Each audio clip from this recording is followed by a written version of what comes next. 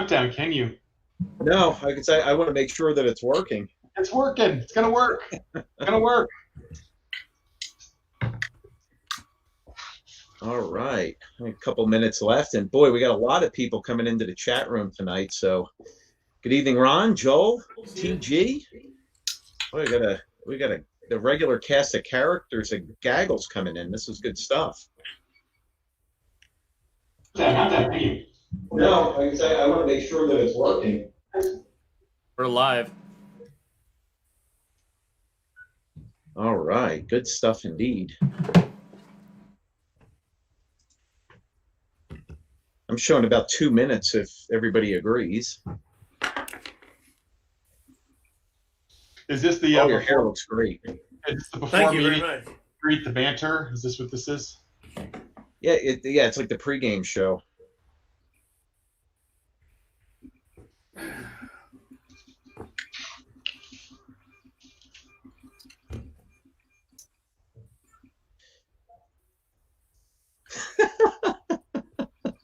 Paul, you look good.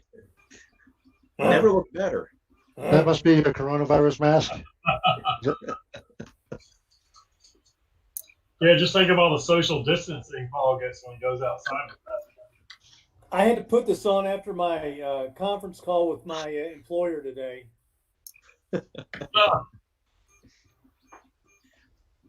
I might have to find me one of those to use that on my endless Zoom calls.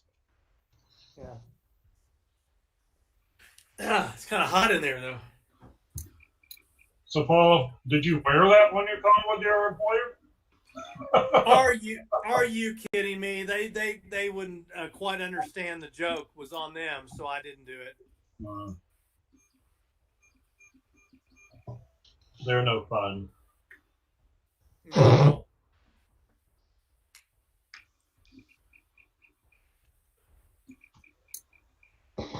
All right. Well, it looks like Tom is on as well. So, Tom, good to have you here as well. And I think we're about ready to kick this whole thing off if there's no objections.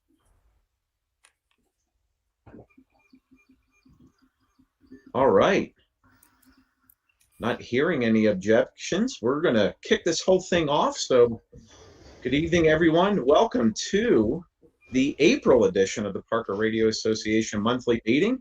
A little bit different than what we've had historically. Usually we're face-to-face at the Douglas County Library in Parker, but through the advent of technology and some amazing hired help, well, hired for free, we're on YouTube Live. So great to have everybody on. I want to welcome everybody on for what's going to be a great meeting. We got some good PRA updates that are coming. We have our committee chair people who are able to participate. They're here to give an update tonight as well. And absolutely the capstone of any one of our meetings is obviously a great monthly presentation.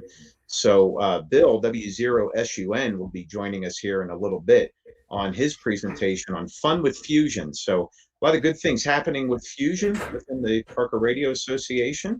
And I'm not going to spoil all the fun that our repeater committee has an update for. So I'll stand by and let Paul give that here in a little bit. For those of you who don't know me, my name is Dan, N2SRK. I'm club president, and I'm going to go around the horn and do some introductions. First, Patrick, AI8C. Hello, thanks, Dan. Welcome, everybody, to this month's meeting. Thanks again for joining us remotely and being safe and distanced here. We're going to have a really good meeting, I think, again tonight. So back to you, Dan. All right. Thanks, Patrick. Appreciate you, sir. Next is Elizabeth, our secretary. Elizabeth, good evening. Good evening, everybody. It's good to see everybody. I'm Elizabeth, N1RDH secretary, and I'll give you some updates here in just a little bit. Back to you, Dan. All right. Thanks, Elizabeth. Good to have you in there.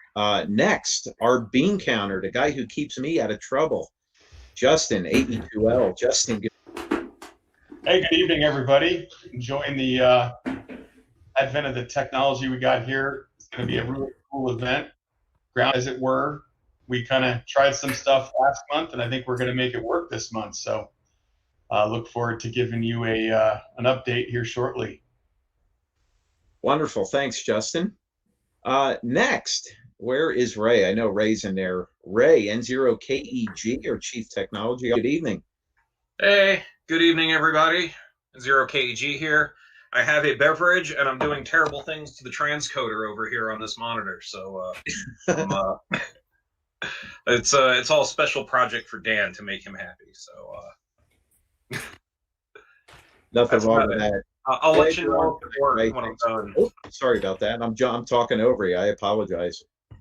Oh, all good, man. I just said I'd let everybody know if it works when I'm done, but I'm not going to commit to anything until then. Oh, good deal. Glad you're on here tonight, Ray. It's always good to have you here. Next I have on is Wayne, N0AD, one of our officers at large. Wayne, good evening. Hey, good evening, Dan, and everybody here in the group and also on YouTube. Welcome. I just want to say, anyone that isn't talking, please mute your mic because you're popping up, creating some backfeed. But yeah, everything's going well over here. Doing the production so far, and I'll pass it back to you, Dan. All right, Wayne, thanks again. And one of our other officers at large, SJW, I don't believe he's on yet, but John, if you're there, jump on in. All right, I know John is running a couple minutes late, so I didn't know if he chimed in yet or not. Next I have here, I'm going to turn it over to Justin, AE2L, for a treasurer's report. Justin? Yeah, thanks, Dan. And you all should have gotten an email if you are subscribed to the MailChimp blasts. And instead of handing it to you at a meeting, we're email. As of the 15th, which I guess was last week, checking account balance was $5,196 and some change. And we're still waiting on our next King Soopers check. So year to date on that's only been $625. I'm sure Jeff has more updated. 144 active members. That's pretty impressive. The numbers keep going up. We're getting close to 150, I think, since I did. But anyway, as usual, the financials are listed there. If you have any questions, there's no secrets. Feel free to reach out to either myself, and we can answer any of your questions there. Back to you. All right, thanks, Justin. Appreciate that report. It's kind of hard to believe that just a little over 6 years ago, we started with the original 13, and here we are creeping up on a pretty big milestone. 150 members in 6 years is nothing short of remarkable. So definitely hats off to the entire organization on that. It's just great numbers, and it's great to have such real good activity. Next, I'm going to kick it over to Elizabeth, N1RDH, and Elizabeth's going to give a couple minutes summary of the first quarter board meeting. Elizabeth, over to you. All right. Hello, everyone again. Welcome to the PRA meeting. Yes, I'm reading. Apologize. It's over here. I'm glad that we have technology available that helps bring you this information while keeping everyone involved and safe. There's been some feedback that members are thankful for this venue. They may not be able to go to the monthly meetings or drive that far, so this is a great way for them to be able to join us. I'm grateful to the PRA for adapting to these challenges. Of course, amateur radios are innovative and skillful. I wouldn't expect anything less, right? I miss seeing all of you, and I'm glad to connect with you here. I hope that you are paying it forward. I'm going to outline some items that the Board of Directors discussed at our quarterly meeting last week. Other officers and committee members can share the details with you. First, Justin gave you the financial information.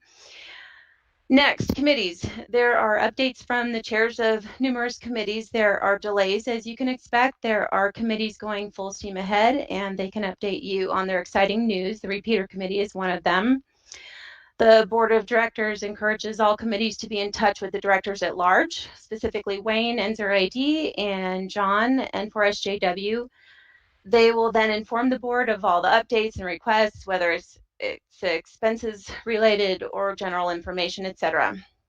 Next, if this meeting forum is adequate, we will continue updating you via YouTube. So until we get the green light to meet again face to face, we'll meet here. Moving forward, We'll adopt a more visible platform to bring those of you who cannot attend the monthly meetings a way to remain updated and involved in your Parker Radio Association. Next, asset utilization. The loaner equipment, the 7300 and the 991A radios. I think Justin has an update on those here in just a little bit, but there is information coming for the loaners. Pedaling for Parkinson's. Well, as you can guess, it will not be held as usual. They're moving forward with a virtual model to raise awareness and resources this year. As always, we want to be useful to events like this, and we'll hang in there until we get back to volunteering. Like I mentioned at the beginning, we'll continue to bring you information here on YouTube. Lots of ideas are going around as far as subjects to bring you in the future. Thank you for hanging out with us. Share the information that PRA is giving you. Be well, be healthy. Back to you, Dan. All right. Thank you very, very much, Elizabeth. Just a great update. And obviously, in the midst of this entire Corona-19 or coronavirus COVID-19 situation, it's obvious we're still remaining active. We're utilizing the resources that we have. But the best thing we can all do is certainly stay on the air, stay in contact with one another, check in, and make sure we're all doing okay. We're going to dive down into our current topics and committee reports and happenings. So first on the list, leading off the committees is Doug, KE0. Doug is our committee chairperson for the VE testing committee. So Doug, we're going to kick it over to you and let you give your VE committee. Thanks, Dan, and hello to everybody. Now you know what I look like. Bummer. Oh well. Yesterday I was having issues accessing the Parker Radio Association website, so I wasn't able to do any updates until tonight. There are new updates on the forums page. And in terms of online testing, it's in the works. There's a group of VEs across the country working on an SOP for online ham radio testing. So be patient. We're working on that. And other than that, haven't heard of any right now due to the COVID-19, but that may be changing in the near future. And I think that's about all I've got for the club business. Everybody have a good time, good night, and I'll see you on the air. E0DC. Hey, very good, Doug. Glad you were able to join us. And boy, thanks for the update. It's pretty exciting to see the VE groups really thinking outside the box. I mean, with everything that this situation, it's kind of neat to see the resources getting pulled together, and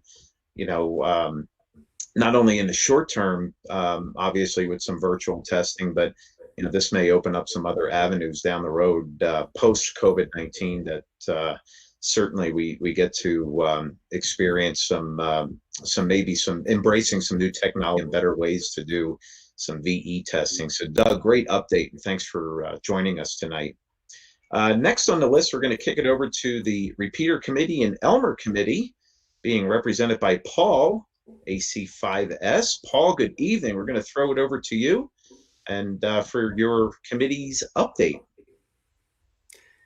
Hey, Dan. Thank you very much. What an exciting night being online here with everybody. Looks like a fantastic turnout. So if we're going to start with the Repeater Committee first I want to thank everybody that's on the committee.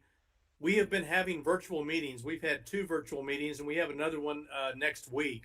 We're trying to move forward with our plan to relocate the club assets, the club repeater assets, to sites that either give us better coverage or maybe easier access, or a combination of both. So I want to give you an update on those sites tonight, and also let you know that if you're interested in being on the Repeater Committee, we still have room for you, so keep that in mind.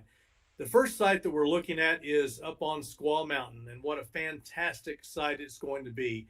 We have approval to put at least 2 repeaters on that site.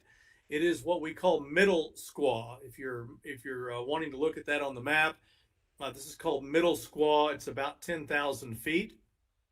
And we have a permission again to put 2 repeaters up there. There is some infrastructure up there, i.e. antenna, some cable, and a nice 19-inch rack. So part of the the committee is working on getting that site all lined out. We currently have a hang up with regard to site access, which we're going to be working through, and hopefully we'll have the site fully secured and controlled, so to speak, here within the next 30 days, at which time, hopefully this summer sometime, we'll move forward to moving repeaters to that site. Initially, we're looking at putting our DMR repeater that's currently at Wayne's house at that site. It's the easiest one to actually relocate and to get on the air. And then second of all, we're either looking at putting our fusion repeater up there or possibly a VHF repeater, and more about that to come next month.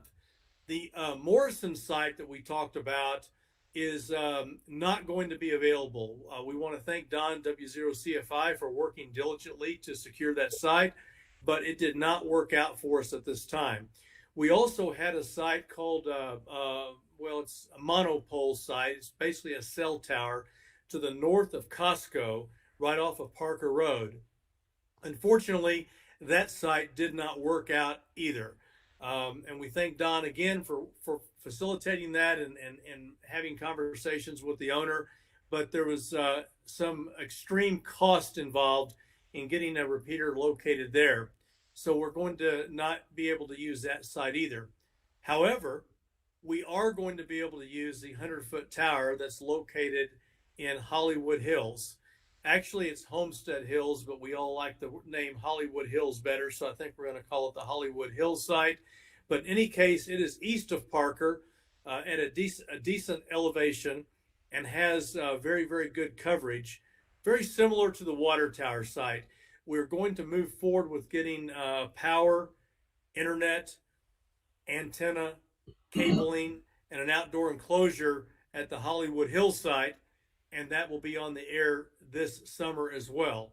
We currently don't know whether that's going to be our DMR repeater or our fusion repeater, or a combination of both, or maybe something else. So we're still working through that, but that site is secured.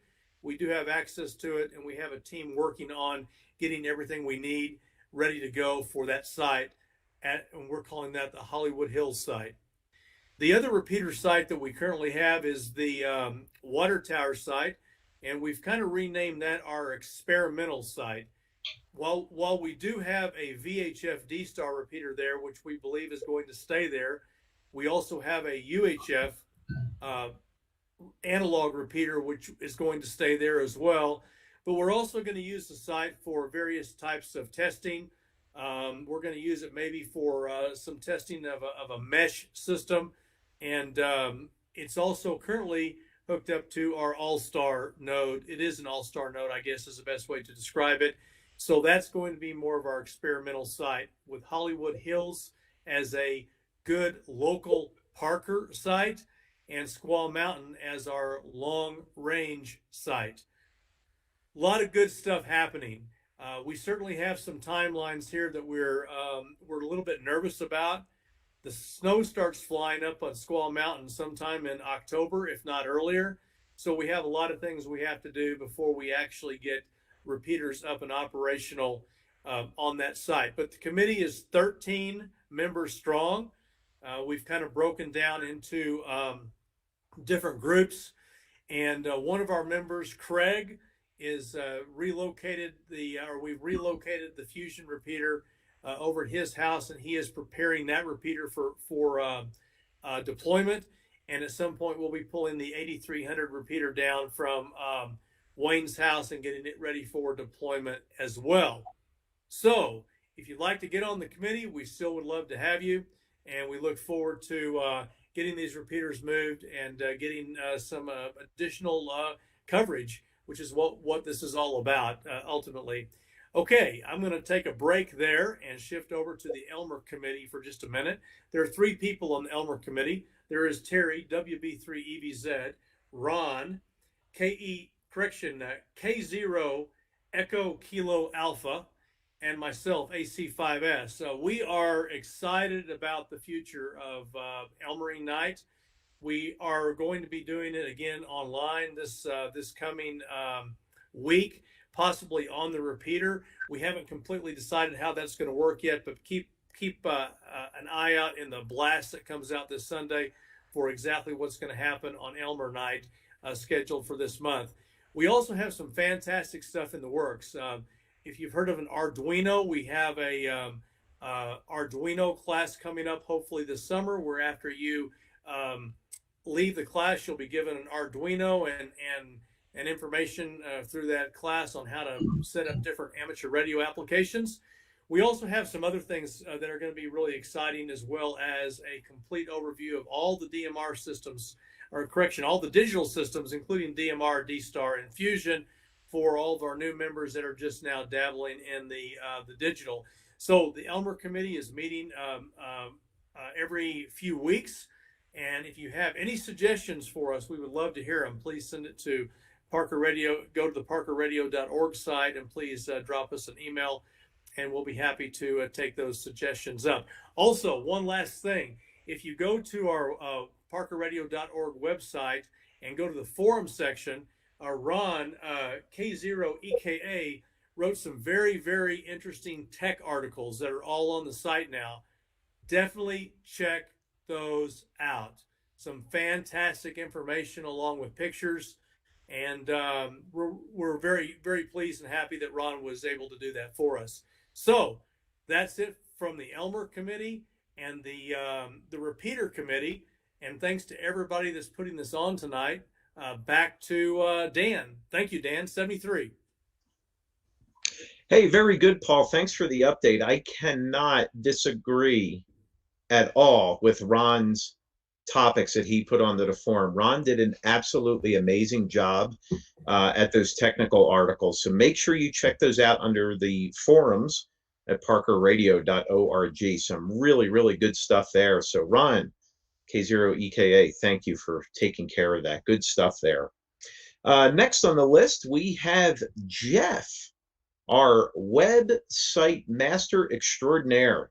Jeff, good evening. We'll kick it over to you for your update. Hey, good evening, everybody. Alpha Bravo Zero Lima, Jeff here, your webmaster. And what a perfect lead-in, because what I wanted to pitch tonight was forum participation. If you've not been there lately and checked out the Parker Radio Association forums, you are missing out. Just lots of great content being posted, lots of great questions that need Elmering. Come on, step on up. But probably best of all, there is lots of horse trading going on out on there. I literally stole an Epic Power Gate from AC5S Paul. I mean, I still feel guilty about it. No, not really, but we'll let him think that. But seriously, the forums are really popping. Do yourself a favor. While you're self-isolating, go over there and check it out and contribute, because it's a really great feature. And within the past couple of weeks, actually, thanks to the board, we were able to spend a little bit of money, and we actually beefed up the forum software. So attachments to your posts are super easy, whether they're photos, PDFs, whatever you've got, code plugs. That was sort of a hassle before, and now it's just mind-bogglingly easy. So why not make an effort to go make a post of your latest ham escapades and post a selfie or a picture. I think we'd all get a kick out of that. For the website as a whole, things are coming along pretty well.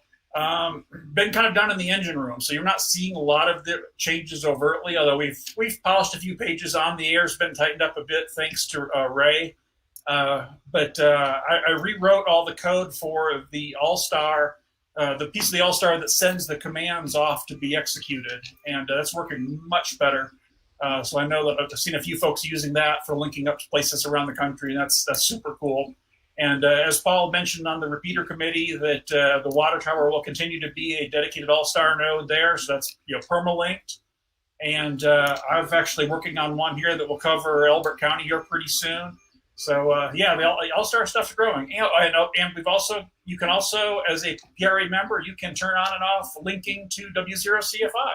So go check that out off the on the air page. So there's lots of cool stuff going on. Anyway, thanks for the time. Great to hear everybody's doing well, and stay healthy, everybody. Cheers. Alpha Bravo Zero Lima. I'll send it back to you, Dan. Hey, very good, Jeff. Thanks for the update. And I can't thank you enough personally for all the work that you've put into our website. This is it's definitely a website like what we have doesn't happen overnight and doesn't happen with a couple mouse clicks. Folks, Jeff has just put in such tremendous work. I mean, countless hours into building this website, dealing with the likes of me and, hey, can we change this? Can we modify that? He's just done a fantastic job. He's formed a real nice committee as well. So with any of our committees, I think it's also important to make sure if you have an interest in being a part of any one of these committees, make sure you reach out to the committee leads and the committee chair people. They need your support. And Jeff is giving the big, yes, we need more support. So if you have a knack to websites, or even if you're absolutely a novice at ever doing anything on a website, jump on in, get your toes wet. The best part is that if I haven't broken it yet, it's probably next to impossible to break. Jeff has bailed me out of a few things with it already and little modifications that I try to make. So make sure you get a hold of the committee chairs. And if you need to get their contact information, if you don't have it, hit us up on our Contact Us tab on the website, parkerradio.org. All right, next for the committees, we have Tom, NI0L. Tom, good evening. We're going to throw it over to you for a PRA Gear Committee update. So I wanted to update everybody on the sweatshirts, and I think if I hit this Present Now button, it will bring something up that you can see. So I'm going to try that real quick. A window. I'm going to this. So is everybody seeing a sweatshirt? No, not yet.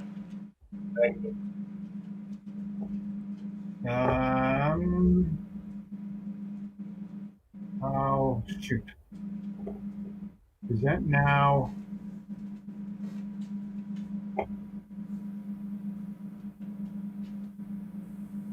There's that. There you go. Yep. There you go. You're good. Okay, so it's the stealth one down here. Can you see the cursor moving? Yeah. Yes. Okay, so I think we're in good shape here. So so there's the stealth. This is the gray one. So we finally got some good quotes back. If I'm the right person to talk to. This is the stealth gray one. It's the hooded one. It's got the zip up. It's the dry fit, and it's got a pouch. So it's the gray one that's here, and it comes in a bunch of different sizes. So there's going to be right up here a small silk screened emblem that's going to be our current PRA symbol. And on the back, there's going to be a bigger version. And basically what I'm trying to do is this information's in a post that's in the announcements on the PRA website. And we're trying to put together an order. It's going to be probably about $38 or $39 each to be able to get these put together. We're going to come up with a minimum of 36. That's the minimum for them to set the machine up. And so I'm not sure exactly how we're going to pay for it, but just to get a head count and a rough idea, if you could go into the PRA website and there's a deal in there and respond to the post that I have and tell me how many, maybe a single, or if you want one for a, two of them, or one for a spouse or a kid or something like that, one for each of the family, how many you want, and just trying to get a rough idea of how many, people are interested in. So let me go back to the thing. It should be stop sharing, so it should go back. Is it back now? Yep, roger that. You're good. Okay, so basically that's it. I don't know if anybody has any other questions, but just wanted to update people on that. The long range goal is to have those done and printed and basically ready to go for field day. Tom, how are the logos going to be adhered onto the hoodie? So they're silk screen. So it's the one where it's the painted on. It's not like the embroidery. Okay, great. Thank you. And back to you, Dan. I think that's it. NI0L out. All right, Tom, thanks for the update. Boy, what great progress you've made on the sweatshirts. Those are really, really cool. I think the color is perfect. The zip up is perfect. You get the extra pouch. as well. And I'm a hoodie guy. I love wearing hoodies, particularly on the weekends. So I can't wait to get my order in for that one. That's going to be good stuff. And thanks for all you're doing as well, Tom, with the PRA Gear Committee. It certainly goes a long way, and certainly a lot of countless hours of research and negotiating and getting artwork sent over to the appropriate people. So it's certainly well recognized, and want to thank you for all you're doing with that committee. Next, we'll give a quick ARRL update. HamCon 2020, which is coming up in August, is still on schedule. So right now, everything is still a go. There has not been any cancellations announced, and quite frankly, if there were any cancellations, they would come right from Colorado University South. So for those of you who are not familiar with HamCon 2020, probably the largest ARRL amateur radio division convention that takes place every 4 years within our division. And the best part of this year is that it's right in our backyard in Parker. So right at Colorado University South, right at Lincoln Avenue, and I believe that's South Peoria, if I'm correct, in the map that I'm envisioning, if you remember where the wildlife experience was. So that's where HamCon is going to be taking place in August. So get yourself over to hamconcolorado.com, I believe it is, and you can have signed up. Number one, the early bird is actually ending at the end of this month. So early bird registration ends at the end of this month. So don't forget to get yourself signed up. A lot of great speakers that are lined up, wonderful vendors that have been contacted that are going to be coming in. Really cool door prizes. I mean, really, really cool door prizes. And we're not talking any cheap Chinese HTs. We're talking door prizes from our friends like ICOM America. So some really good stuff that's being lined up there. So get yourself over to the HamCon Colorado 2020 website. Sign up to be an early bird. You save yourself a few bucks, and that few bucks that you save, maybe you can get something from one of the vendors while you're there, or maybe use that towards a presentation that you want to sign up for, and make sure that your butt's in the seat for. So good stuff going on there. If there are any cancellations or anything announced, we will make sure that we get that out pronto. But as of right now, all systems go moving forward for HamCon 2020 in August. So good stuff there. Next here we have Justin, AE2L. Justin, you mind giving us a quick update on the HF loaner agreement and processes? Take myself off of mute there. Let me know when you can see my screen. All right, You're cool. good. So yeah, just wanted to give everyone updates. We got some new cases. So all the radios, all the accessories, everything has Pelican cases now. So we had some damage. We want to make sure we avoid all that. So we got the 991, all the accessories with it. We need to add a coax cable to it. But very well protected. And also the 7300, now it's just by itself in the case. And then all the other stuff that was in there is in the other one. So we now have plenty of protection for those. And these are sitting here at my QTH waiting to go to your house. So if you're interested in one of these, I'm the keeper of the radios right now because I live a little closer than Patrick, but Patrick is coordinating the agreement. He's working on getting something online on the website, but that is still in the works there. So Patrick, did you want to add anything in terms of the agreement or anything in terms of the loaners that I'm the keeper of right now? Yeah, no, thanks, Justin, for being the keeper guy. And yeah, we're working on an inventory system on the website that'll help us to track, not necessarily to do check-in and check-out or anything like that, but it will let us track the inventory of the radios and all the equipment and where it's been and where it is at the current time. So yeah, I'm still working on that. So that's in process. And thanks again, Justin. Yeah, awesome. And I think that's it for HF loaners. Anyone want to add anything on that? No, the only thing I'd like to add is, Justin, thanks for just the sometimes the basics go unnoticed, and coming together with the Pelican cases was certainly something that was absolutely needed, especially with the accessories as well as the type of gear that we have. So great job getting those procured, and we got a really good price on those. So Justin, thanks for your efforts on that, and it was Justin's creative genius and taking care of all the pick and place foam and getting all the gear lined up and in there. And boy, it looks tight. And tell you what, you got a shack in a box between the power supply, antenna, the radio. You actually have some accessories with headsets, and I mean, you're ready to go. So if you've ever wanted to try out an SDR radio like the ICOM 7300, or maybe you have an itch for fusion, hint, hint, that's coming up here, not only with our repeater, but a great presentation tonight. Try out the 991A. That is, that is from day to night, all HF, VHF, and UHF. Really cool, all mode, all band radio in one box. So make sure you get this find out. It'll also do 2-meter sideband if anyone's got the itch for 144.200. Yeah, there you go. 2-meter sideband. I mean, the way the sunspots have been acting and a little bit of e-skip here recently, no better time to get on the air and exercise that. So get those radios out of Justin's house, sign them out, and let's get them utilized for sure. There was one, Justin, I'm going to kick it back to you in a second, but there was one comment on the YouTube channel regarding Field Day. So Field Day is continuing on as scheduled. We have not seen or heard anything official out of the ARRL yet.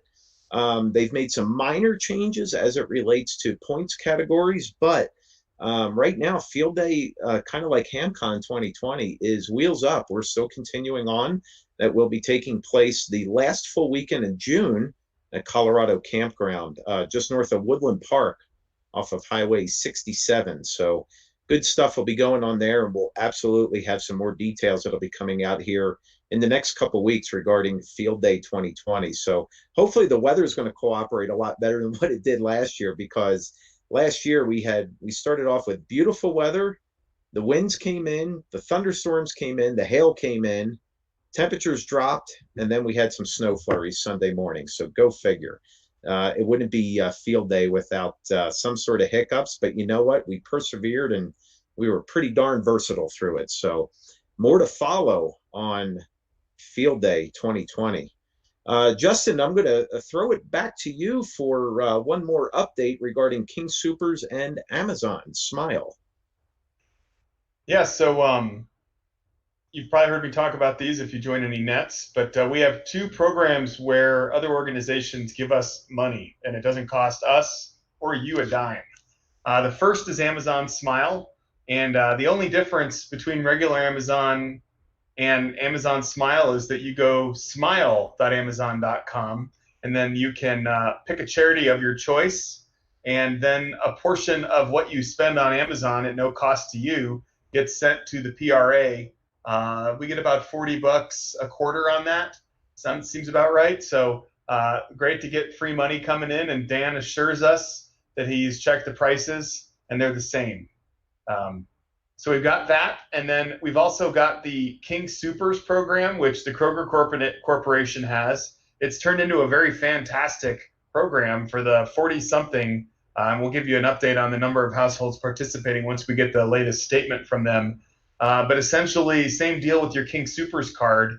If you go to kingsoopers.com, if you go to your account summary, you go to community rewards, and you can look up Parker Radio Association. And every time you punch in that number when you're getting gas or getting groceries, they give us a check, and it's turned out to be a fantastic, biggest source of income in 2019 for the Parker Radio Association. I know the Repeater Committee has very awesome plans to serve the membership. We need more money, though, and we'd rather get it from Kroger. So please sign up for that and help fund the awesome plans the Repeater Committee has there. And yeah, I think that's about it. So thanks to everyone for participating in that. And if you have any questions, reach out to Dan or myself. I'm AE2L at radio.org. Back to you, Dan. AE to Liberty. All right, Justin. Thanks for the update. And nothing beats free money. And as Justin mentioned, the support we've given to King Supers here over the last really over the last couple of years, it really goes a long way into helping the club treasury, and at the same time too supporting initiatives within the committees and adding infrastructure and also some additional assets, because the things that we like to do is have fun, play radio, and keep the squelch loose. So part of having fun, and actually the best part of any PRA meeting, is actually what is going about to take place. So I'm going to conclude the business meeting here tonight. So glad we had everyone here. And just from the quick stats on YouTube, boy, we had, I think, 53 or 55 people join us tonight, which is really, really cool. So the best part right now, and what I'm going to do, I'm going to get my Yaesu hat on. Bill, I got my FT3D. I'm ready to go there. And without further ado, Bill, I'm going to kick it over to you. W0SUN, welcome to YouTube Live and the Parker Radio Association. The floor is going to be yours for a great presentation on Fun with Fusion. So, Bill, over to you. And make sure you unmute your mic, Bill.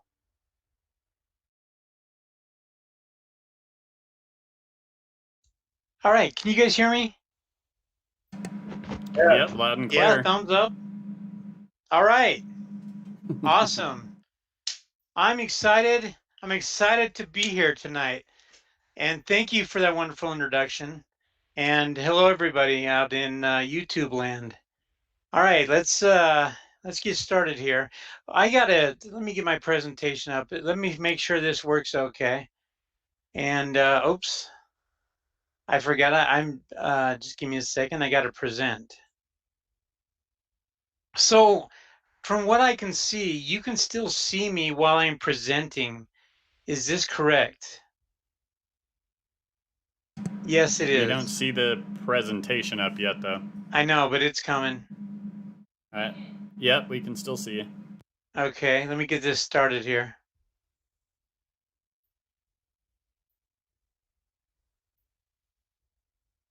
Okay, let's see. I hope it looks fine. All right. So, fun with Fusion. I'm having a lot of fun with Fusion, and I got a goal here. First of all, there is a lot of Fusion confusion going on in the world today. And my job, kind of like, think of me as an evangelist of Fusion. I am here to increase your faith in Fusion. There's Fusion confusion. There's new people coming in, WiresX, C4FM. They have all these terminology. They got YSF, FCS. They got hotspots, jumbo spots, open spots, Zoom spots, Pi stars. And, I mean, where do you start?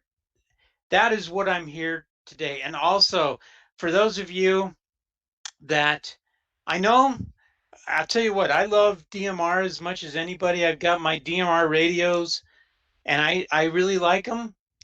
But I'll tell you where Fusion fits in. All right, so let's get started here.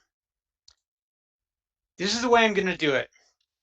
Today I'm going to talk about, I'll start out in the Yaesu digital world and talk about WiresX, and that's part one.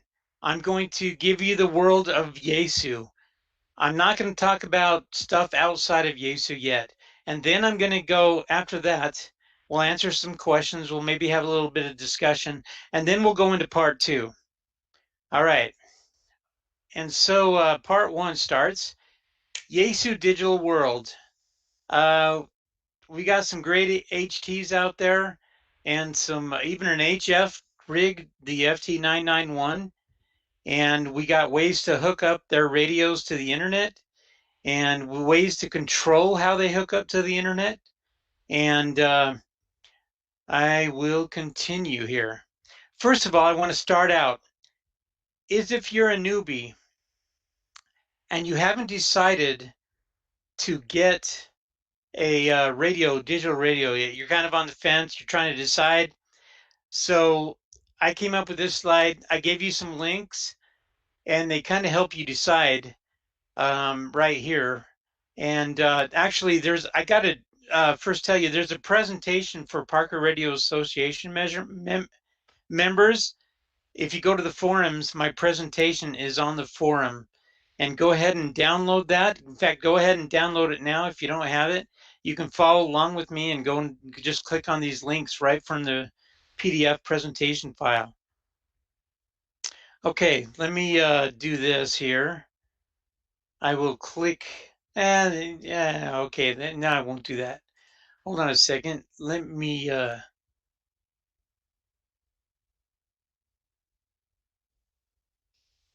I'm trying to figure out how to stop. Oh, there we go. Stop the presentation. And you see me, my wonderful face. And I'm going to present.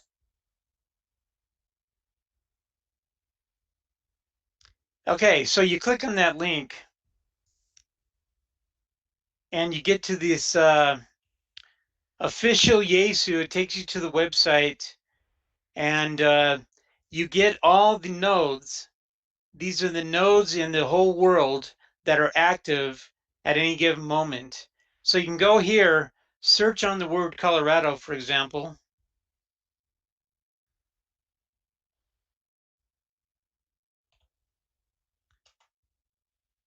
And you start toggling through here, and you can even go up to the top, and you can sort by state, sort by node, sort by whatever. So I sort by state, and then go find the Colorado website. So that's the Yaesu side.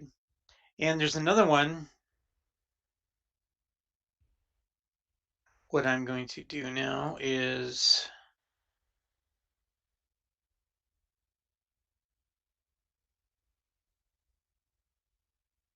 okay, so follow these other links. You got this really cool link. This guy has these the way he presents this makes it really nice to find your nodes. And we're just talking wires right now. We want to find a node. And a node can be a repeater, it can be a simplex station. And then go to repeater.com, repeaters website. You should go there anyway to look up a repeater in the state. Click on this link and you can start looking for repeaters, and you can categorize, pick your state, pick your repeater, and categories them by, I just want to find wires X nodes. I want to find wires X repeaters or fusion repeaters or DMR repeaters or whatever. Okay, in the Denver area, these are mostly what we have to work with. We've got 3 repeaters, and they are organized and maintained by the Society of Broadcast Engineers. It's a group of engineers that are also ham radio operators, and they've established the Sky-Hub Link repeaters and system. And the hub of this repeater is a fusion repeater 448.35. That does have wires X, but you cannot change the rooms. If you attempt to try to change the rooms, which I did, I wanted to see what happened. I'm trying to be a rebel here. I changed the room. It just brought me just snapped right back to the Denver Sky-Hub link. And that is room number 46361. But there's 2 other repeaters that are also linked to Denver Sky-Hub link. And that's the 449.625, which covers Denver all the way to Loveland, almost to Fort Collins, Colorado. And that's got a great coverage area. Although it's kind of hard to hit from Parker, or even hard to hit from me. But there's another one, 449.6, and that's right above Littleton, kind of above Lockheed Martin on Warren Peak or Warren Mountain. And that covers south. And if you live in Parker, that's the one you probably are able to hit, if you can hit it. Okay, moving on. We've got our own repeater, Parker Radio Association repeater. 447.225 is linked to the Colorado Mega Link, and that is Wires X room number 40895. And then we got another one sponsored by the Denver Radio Club, 449.775. This one has no wires X at the present time. It's just Fusion. So if you have somebody that you want to talk to and have a conversation with Fusion, this is a great place to go meet up and talk using Fusion. Okay, now there's a bunch of simplex nodes or nodes in the Denver area. I don't know all of them. I've seen a few of them, but I don't know if I have permission to connect to them. You might try it late at night like I have, but you got to get the permission probably. It's just a good idea. But here's some simplex nodes. 146.535. That is located at Ham Radio Outlet. And that was sponsored or donated by KC0JIM. And he maintains that and he keeps it at Ham Radio Outlet. Sometimes I help him maintain it. So if it's offline, I'll drive all the way over there or call them and tell them to reboot it or whatever. So this one covers the Denver area, covers all the way almost to the Denver International Airport. And sometimes I can hit it from Lone Tree and Centennial. Another repeater. These are experimental, be free to, it's free to use. Knock yourself out. Connect to these. 145.560. Located in Lone Tree, and it covers Centennial and Lone Tree and sometimes Lakewood. I've had people Lakewood connect and I actually can use it. And so that's a nice node. That is the one maintained by myself. And you're welcome to use it and connect to it. Keep in mind when you operate Fusion nodes, there's no duplexer.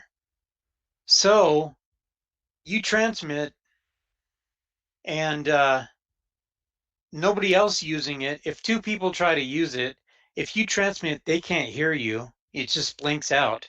And if they transmit, you can't hear them. So it's one person at a time. So you're sitting there listening to the simplex node and all of a sudden it stops and then it comes on again. Maybe somebody's using it. Okay, one more thing I got to mention, 145.5625. You want to program this into your radio. Yaesu is trying to promote a national fusion simplex frequency. Program this in. Supposedly, if you have something dealing with simplex on fusion, you can put them on this frequency. And if you're driving around, you might hear something on it. My frequency is right next to it. In fact, it overlaps. So you can use either or. It's basically the same thing. It's in the same bandwidth. And I kind of figure if somebody's driving through, nobody ever uses it. If suddenly they'll hear somebody talking on it, they'll be pleasantly surprised. So, and I didn't include 5625 because that's too hard to program into your radio. I just use 145.56. You get the same thing. It's a heck of a lot easier. Okay. I mentioned the Parker Radio Association repeater, 447.225. I got to talk about this right now. Every repeater has a node number, and a node number is tied to a room number. So node number 30895, this node, which is the repeater, sits and stays connected most of the time to 40895. If you want to connect to it, go ahead and connect. You can either search on Colorado Mega or you can punch in the number 40895. You do connect. Then you can switch a room into a different room. Keep in mind that when you do that, it's not just you. You're taking the whole repeater just temporarily out of the room and you're using it and putting it into another room. So if you go to America Link, for example, you will be taking everybody along with you that's listening to that repeater. All the other people in the room will not do that, but just you if you're hitting that repeater. Same with any other node. So this is what the repeater is. It's a DR2X repeater. It's laying on its side right now near Stonegate and Parker. And on the right there in the picture, you've got a duplexer, and you've got the HR200 device, which is a device that links to the computer, which the computer links to the internet. And the computer is a Microsoft Windows PC running Windows, Windows application called WiresX. So when you connect to the repeater, it passes the information. If you press the WiresX button, it passes that information over to the HRI 200. And then that takes your information and passes it on to the Windows machine. And they work together, and you can change rooms and manipulate things, search on rooms. You can send pictures, leave a picture, leave a voicemail into the room. You know, maybe somebody can hear it. You can leave a note via voice. It's pretty cool. You can do all that stuff. And then it's maintained on the Windows hard drive. And then you can retrieve it. It's pretty cool. Also, when you hit this repeater, in that little window there on the repeater, if you look carefully, and if I had a magnifying glass, I would show you. But it almost looks like an AS400, a little bit more colorful. It's like an AS400. It looks very similar. On the top, on A, is digital. On the bottom, B, is analog. So you can take an old repeater using the same frequency and replace it with a Yaesu repeater. And if you program it right, if you transmit with analog FM, it'll come back to you as analog FM. If another person later on transmits with C4 FM, it then goes to the WiresX node, and you can talk fusion. On the same repeater, it senses it. So it really, you still have your FM modulation analog repeater. You kind of get the best of both worlds. It becomes kind of bipolar, schizophrenic. It's a repeater that does both. And I will, while I'm talking about this, I'll talk about it now. Let me put this back. So this repeater, if it has a HRI 200, and only if it has an HRI 200, you can program it so analog, old-fashioned FM radios can actually, if you program it right, they can actually join the digital room. And if you establish your room to do analog and digital, they both can go into the room at the same time. And they can talk to each other, and they can talk around the world. However, on the other end, many people don't support analog. They decided not to plug it in. They're only doing digital. If that's the case, they're not going to hear you talk. They're just going to hear a vacant space. And then you're just going to hear space, and then digital, and space. But it's possible to do that. I think most people just like the capability of doing FM or C4 FM and don't join into the same thing. I think that's a little bit of kind of some headaches, and you've got to establish a room and maintain it using both analog and digital. It's just so much easier to do digital or analog. But the cool thing is it switches back and forth. All right. This system is part of, let me go back here. How do I go back? Anyway, this system, if you saw on that last slide, is part of the Colorado MegaLink room. In fact, in WiresX, like I said, it stays in Colorado MegaLink. This MegaLink is part of a bigger system called the PRA Digital Reflector Network, and it is maintained by our chief system engineer, Ray, N0KEG. Ray, are you around? Yo. Yo. I have this slide up. Do you just want to talk about this slide real quick? Since you're the chief engineer, I'm going to start out in the Wires X room. In a Yaesu world, this is all you get. You get your room number 40895. It's closed. You cannot enter. It's locked. You cannot get in. However, being ham radio operators, as we are, that's not acceptable. So we have discovered holes, bridges, back doors into the Wires X room, but you got to do it a certain way, and it's kind of messy. But anyway, Ray, you can talk about this for a little bit and talk about the bridge, how Wires X room is opened up to the rest of the world. Yeah, sure. So it's fairly simple in description, but a lot more complicated behind the scenes. But what you have is basically a node like Bill described, an FTM 100 box that's hooked up to a Windows PC with the Wires X software running and all that stuff, just like any old node. On the same frequency with that node is an OpenSpot 2 running in C4 FM to DMR mode. And that's where the magic actually happens. So on the RF side, that OpenSpot is listening from the Wires X node and transmitting back to the Wires X node as C4 FM. On the data side of the network, where it links over the internet, it's doing DMR just like your hotspot would, if you were just using a hotspot to get to a DMR network.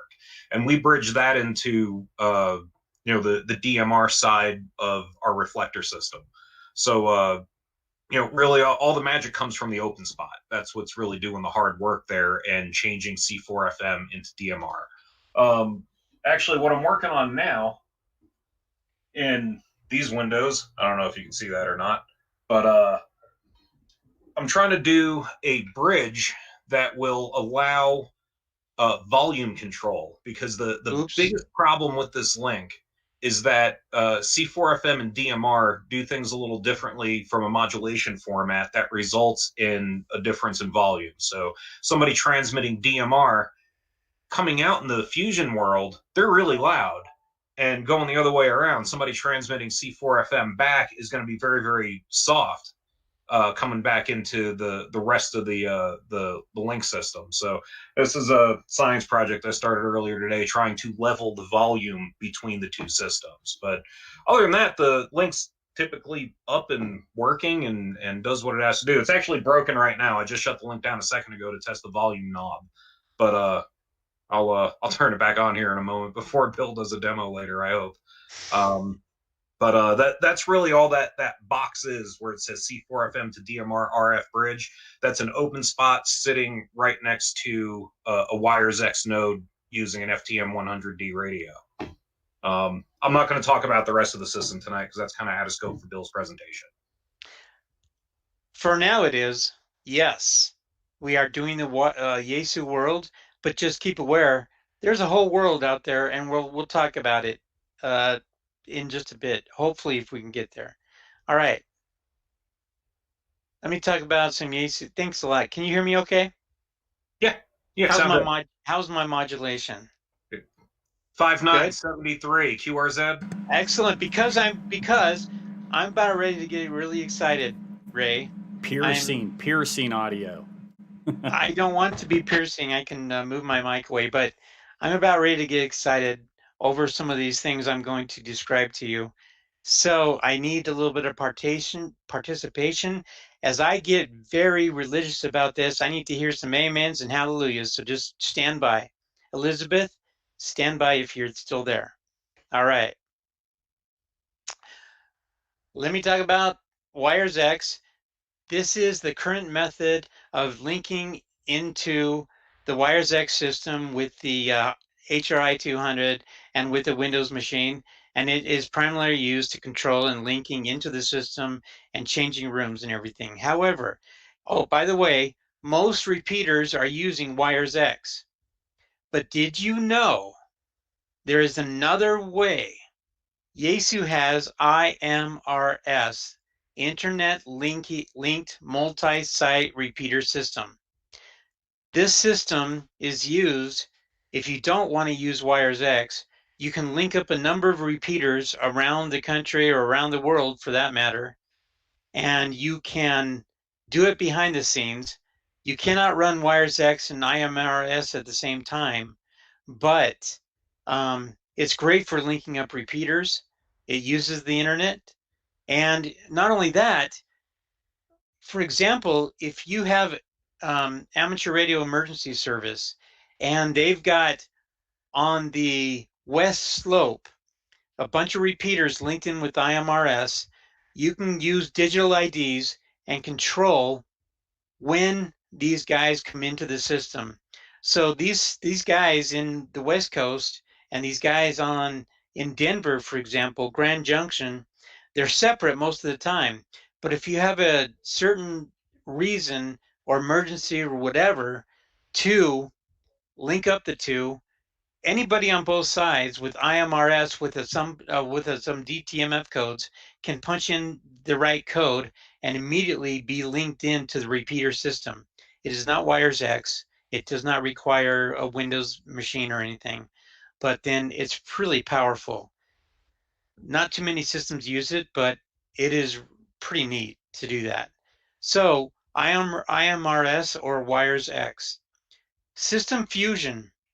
This is the ability of Yaesu's radios, repeaters, nodes to switch between analog and digital automatically.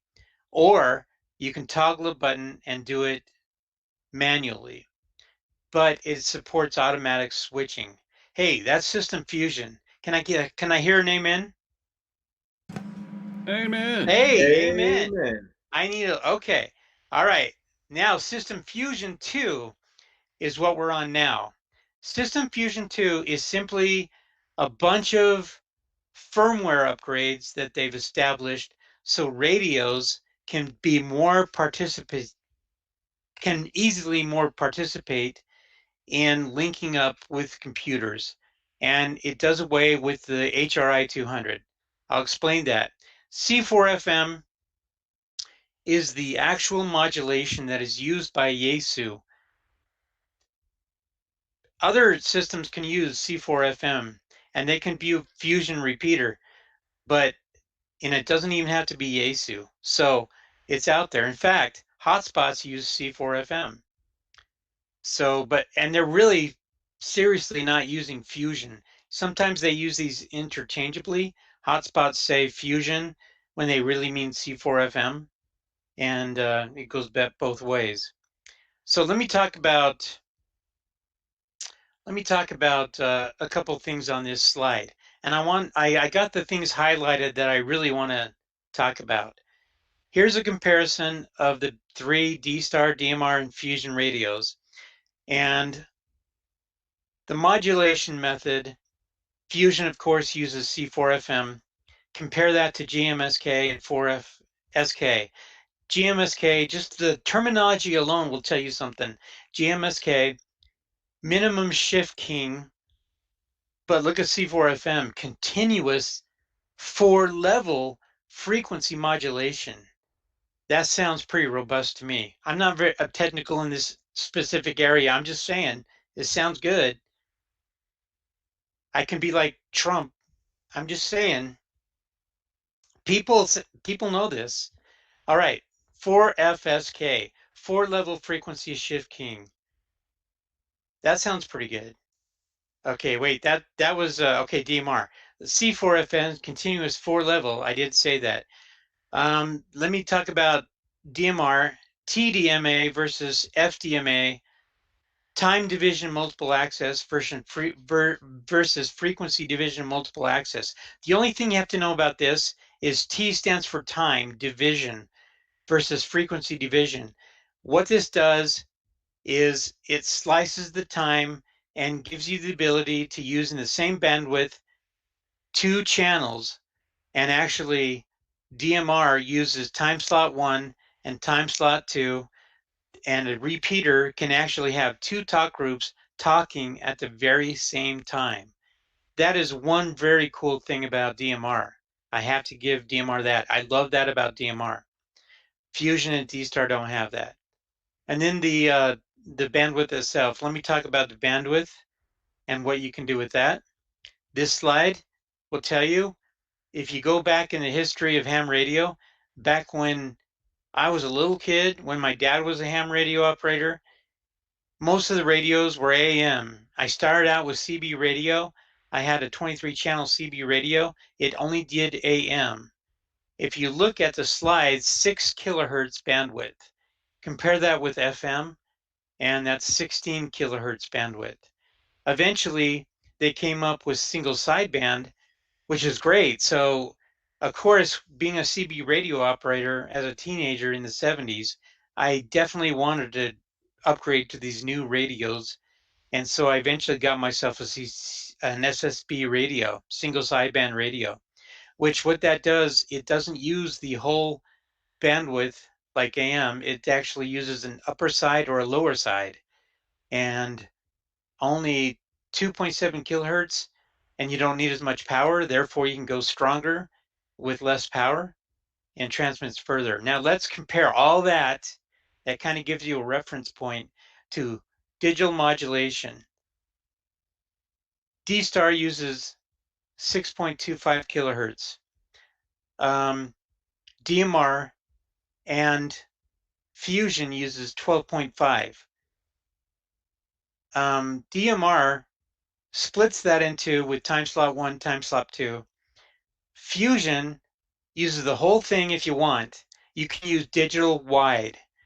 And this is really nice if you want to send pictures and graphics and sound and manipulate data, which is really cool. You can do that. I know the other radios can do that too. But I recommend taking it down to digital narrow. You'll see on your screen, it'll say DN. And you can actually, with an FTM 400, you can toggle that button right there, the red button, and you can toggle between the modes. You can toggle between FM, digital, digital narrow, digital wide.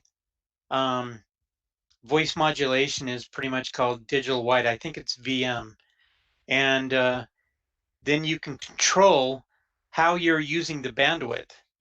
So that's pretty cool. What this does with this modulation, you can actually with wide modulation, you can have superior sound quality. So what makes Fusion? It's automatically backwards compatible with analog FM. This is the biggest point. Get ready. AMS, automatic mode select. This is big. I need to get a hallelujah. Elizabeth, give me a hallelujah. Hallelujah. Yes. All right. Amen. Amen, sister. I like that. AMS, automatic mode select. Preach on, brother. Thank you. Thank you. I am. I'm going to get more excited in just a minute. I get more excited as I go on. Okay. AMS is the mechanism that lets you be backwards compatible. I already talked about it. If you start a QSO with FM, it stays FM. If you start a QSO with C4FM, it stays C4FM. You don't have to do a thing. So if I talk on 14658 frequency on simplex with my wife, I have a digital radio in the car. She's got a simplex, or she's got a FM analog in the car, because I've been buying too many and kind of hoarding all the cool stuff. And I left her my FM radio. She's probably watching right now.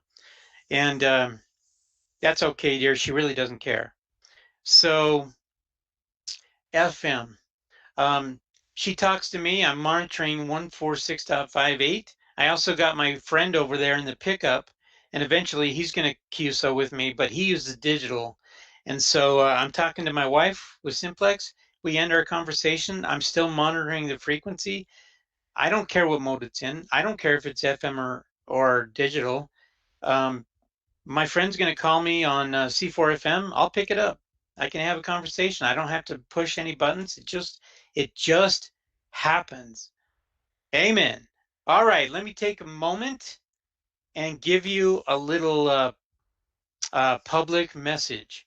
I put this here for no reason except to remind me to mention this. I've had people talk to me and say, hey, W0SUN, I have a problem. I'm trying to use APRS. It's not working. I've done everything correctly. And I ask him, which band are you on? Are you on A, the top, or B, the bottom? He goes, I'm trying it on A and it's not working. Well, try to do it on B. He came back, he says, man, you're amazing. It's working. I don't know what I did. I just put it on B and it's working. Well, you didn't do anything wrong. That's the way the radio is designed.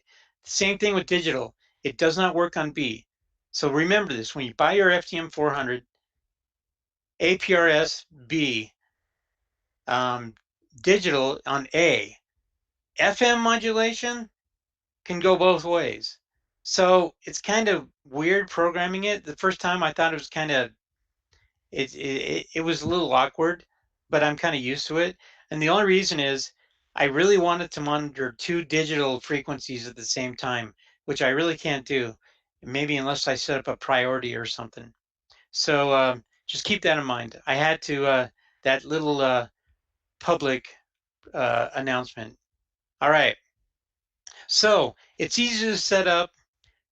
Fusion, a beginner can do it. You buy your radio and you find your frequency and you transmit. You go find a node and you're there. You're transmitting, you're using Fusion. That same frequency, you can start using Wires X if you get another node, and you can start using it right away. There's no code plug to program. It's designed for ham radio operators by ham radio operators. Once you're established with a Wires X node, you can send pictures over the air. You can see the call sign, you can see the distance, where they're at. You can even see the direction where they're coming from. It points with a little arrow. And I mean, that is so exciting to me. Fusion radios can perform analog digital communications.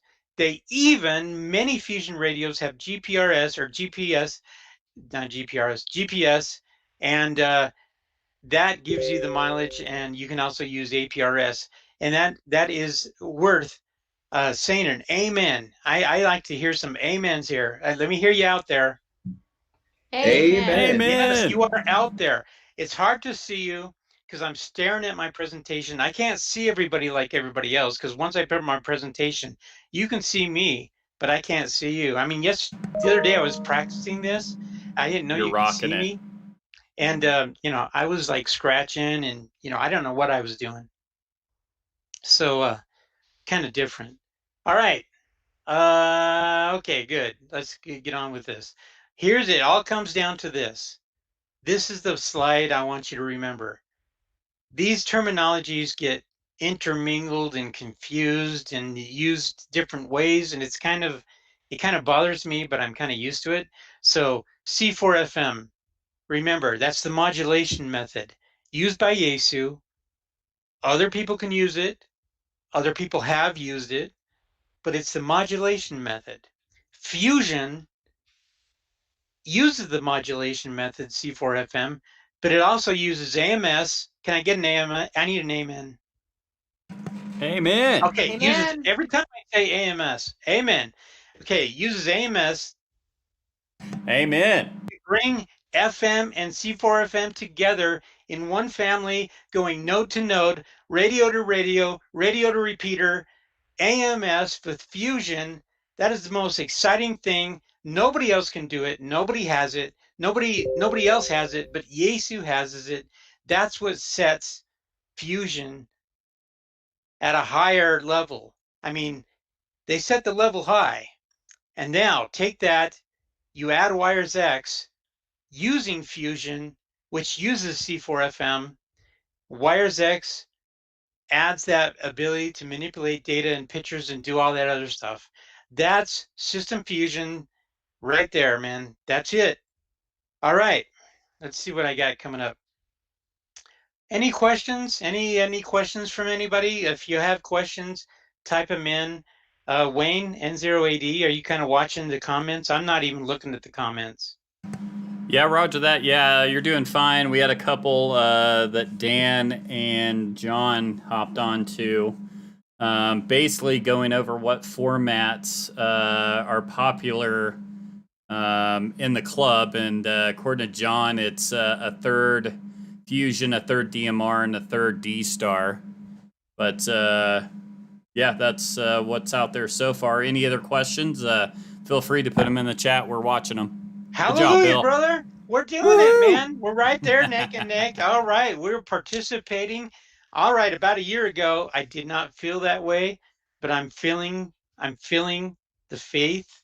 I'm feeling it. A third and a third and a third. That's awesome. All right. Let's go further. Digital IDs. I've had people ask me, do I need to put a PL tone like I do in analog? Do I need to set up a PL tone to my repeater? No, you don't need to do anything. Just point and shoot to the frequency. You don't have to do a dang thing. If you want to, though, we don't use PL tones. We use digital IDs. It's called DGID. You set the digital ID setup, and everything 0 is no tone, no tone. It actually, it's not a tone, but a digital ID, 0 means nothing. And you have a transmit and a receive, just like PL tone. I got a radio here. Let me pick my Fusion. And if you have a FT3, if you want to go into the menu system, I gotta unlock it. Hey man, somebody's talking. Hold down the DISP button. Go into where is it? Go into Wires X mode. Wires X mode. Go into DGID, and I think that's where you do it. Yes, that is where you do it. Right there.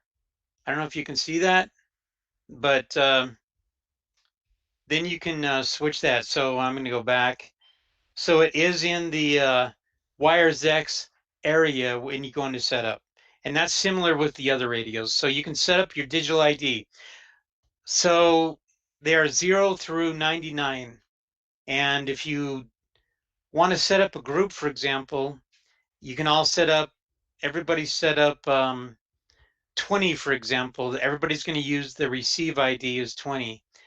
If you want to do the transmit too, you can do that. Actually, that would probably be the better. Don't do receive, do transmit. You could do both actually, just like a PL tone, and then kind of push everybody out. It's the same principle. But what that does is it lets everybody stay in a group, and kind of let me go further on this. Add group monitoring with a DGID, and then you can keep everybody together as a group. And let's say if you go, you're going going four-wheeling. So you want to keep track of everybody. Everybody get your group. And you can see here, you can see on the screen, let me move my mouse, TX00 and RX00. It's going to show your code. And as long as you both have the code, you can stay in the same group and keep track of everybody. And if you hit that GM button, the red GM button, you get this display.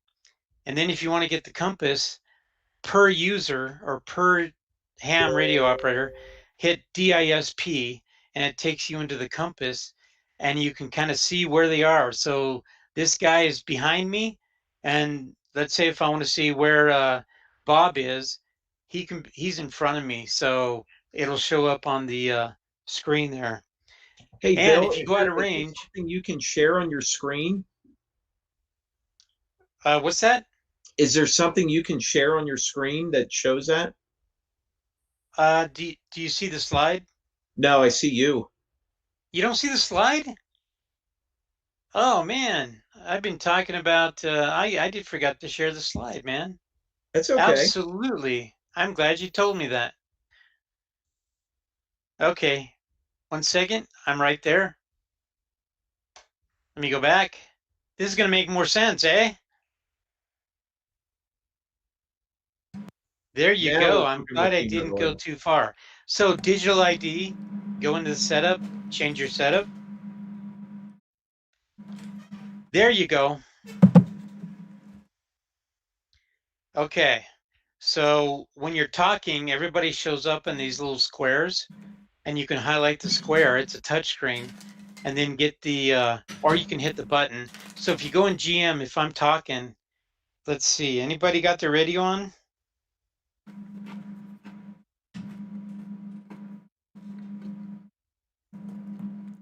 There's AE2Ls talking right now. And you can actually hit the GM button. And this is W0SUN doing the test. Testing 1, 2. And if you are testing, we're testing group monitoring right now. And if you're listening in and you put on your FT3 and you're listening in, go ahead and hit the GM button, and then go ahead and hit the display button, and you can see what I'm talking about. W0SUN, I'll be clear.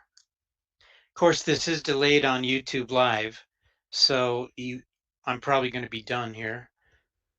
But I don't know if anybody did that. But try it out on, and let me explain something. We didn't need to set it up. Yeah, cool. So we didn't even need to set it up. It happens automatically with 0. Everybody in the world is in group 0, 0. So when you're talking on a repeater, like I was working with these guys in California. Everybody was in California, so everybody was 810 miles or so to the southwest from me, and they showed up, and then I can just hit display and I can see where everybody is. It works differently on different radios, but it's very similar. The concept is the same. All right, that's it. That's Fusion. Okay, now where are we at? Anybody commenting, or anybody got any comments? Somebody give me a amen. Hallelujah. Amen. Hallelujah. Thank Amen. you. Thank you. Thank you. Thank you. Thank you. I'm going to go into Wires X now. Wires X, that's my node right there. Let's, can you see the screen right here? Yep, looking good. That is my Wires X software right there. Let me do this.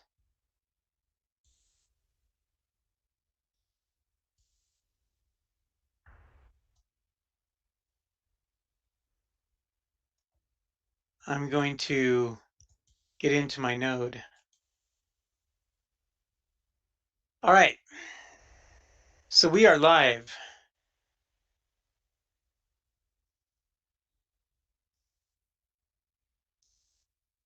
And there's AE2L, man. Thanks.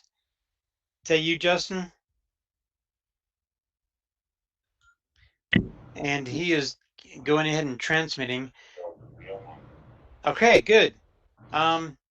So we are looking, and of course it's delayed, so keep that in mind. We are looking at Wires X. We are in the Colorado Mega Link room, and we got a few nodes in there. AE2L. AE2L. Justin, what is that node? Explain that node. Yeah, Bill, the node that you see there is my Wires X node, which is running on a computer back there and actually running with my FT2D, AE2L FT2D. So it's the FT2D running in portable HRI mode, which is where I normally use it. So that way I can use my own handheld or the radio out in the garage to access the wires node with another radio.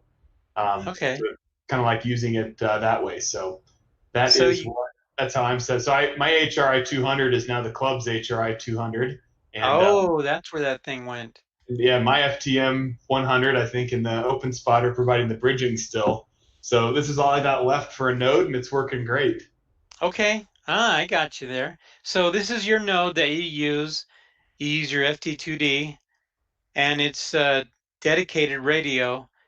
That's all it does. FT2D becomes a node, and the only thing it does is lets his other radios talk to it, and it talks to the computer. Now, the other way I can use it, I do have it hooked up now to work both analog, where the sound comes through the computer speakers, so I can join mixed mode rooms. And then you can also change it. It's got two ways that it can function as the portable HI or the digital node. So I can use it where I use the same radio to talk in, but I prefer to just, I've got my FT70, which works great.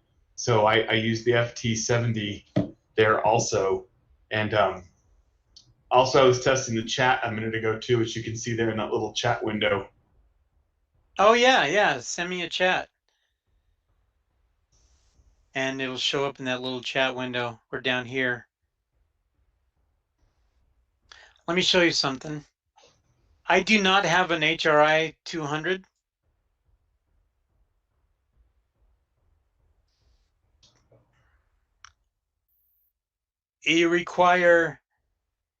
You do not have to register to use Yaesu.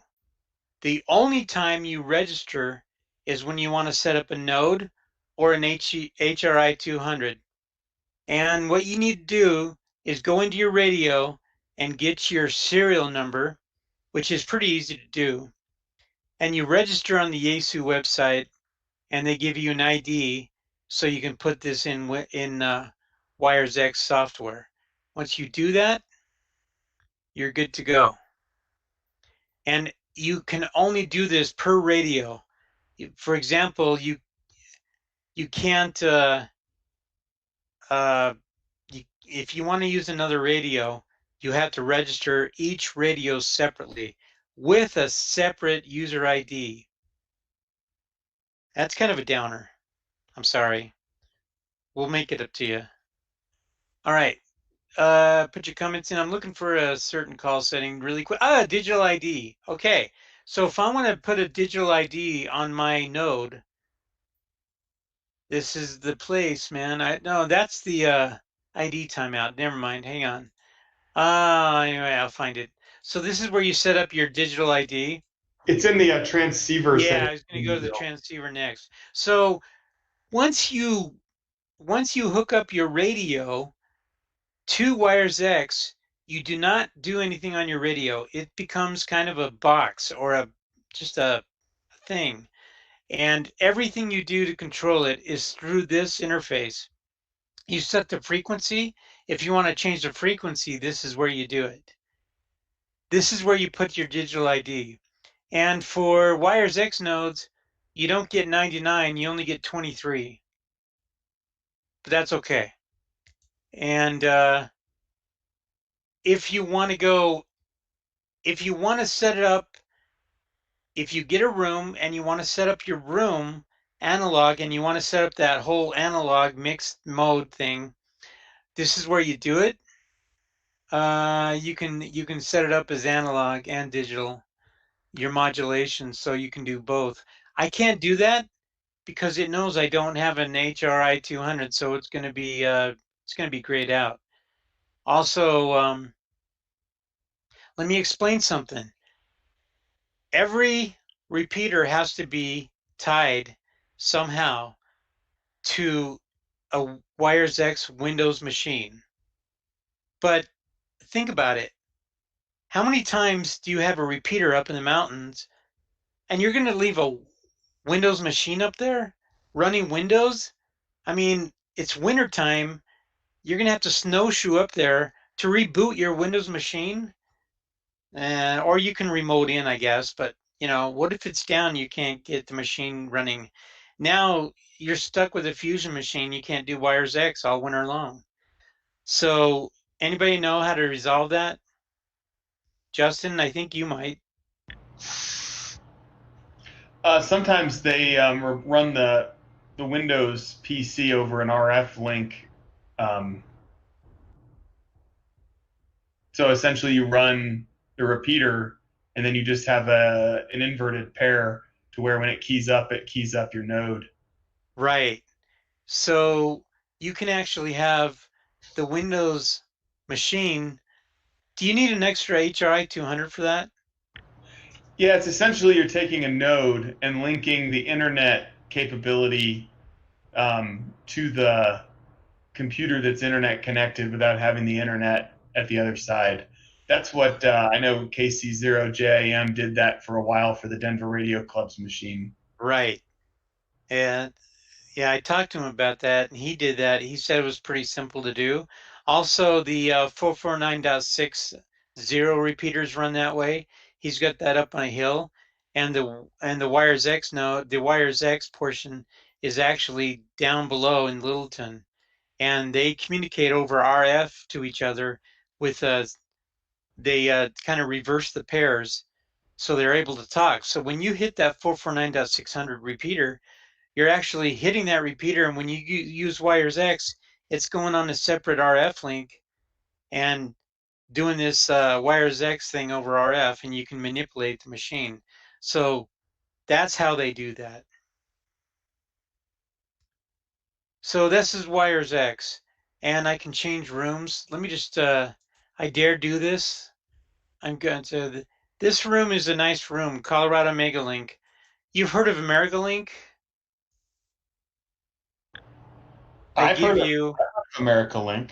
I give you AmericaLink. Look how many nodes are in there, and that's not even counting how many tie-ins from other YSF bridges and gateways and reflectors and FCS, and not only that, but DMR is tied in there too.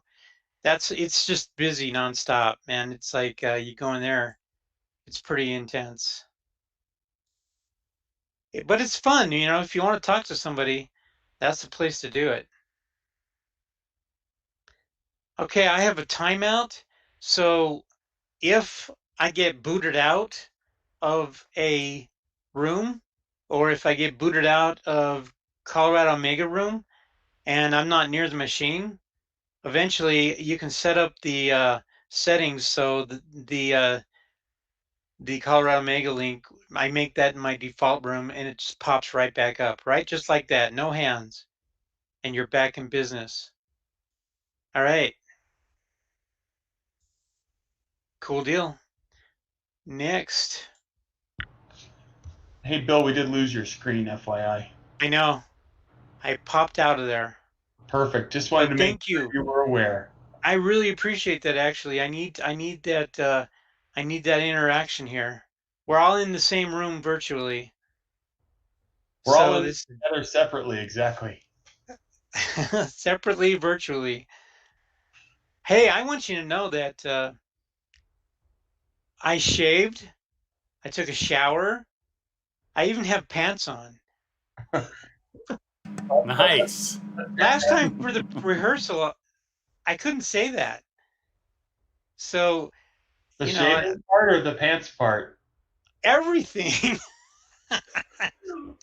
I had this big coronavirus beard a couple of days ago, and I shaved it off so I could look nicer. I looked pretty ragged. I just want you to know that's how important this is to me. Oh, did I share that? Oh, yeah. Okay, so back in the presentation. Okay, so traditionally, all Wires X nodes required an HRI 200. That's System Fusion. Last year, System Fusion 2, they came out with firmware that allowed a radio to hook up to a node and eliminate altogether the HRI 200. Can I get a hallelujah? I need one. Hallelujah. Hallelujah. You know why? Let me tell you something about that. I wanted so bad. I was going to HRO. I started getting into Fusion a little bit. I bought my Fusion radio just for an APRS. I didn't even think about Fusion. I didn't even know about Fusion. I knew it could do digital, but I didn't care. And one day I was driving around and I heard some people talking on Fusion. And then I started hearing people from like around the world talking. I'm like, how is this happening? This is amazing. I found out that I was listening to the simplex frequency at HRO and somebody was having fun. And so I joined in on the conversation and I was interested. So I took a visit to HRI 200. I played with their machine and their Windows box and everything. And this is back in the days when we were all using the Colorado link, and Justin was involved in that. He had his link. He was part of that. And so I studied it and studied it. I went to go buy everything, and I'm glad I waited because 2 weeks later, They made this announcement and they came out with this firmware. I had already bought the Yaesu FTM 100 and I was about ready to make a purchase of the HRI 200. I didn't have to. So let me just talk something, make sure we're perfectly clear.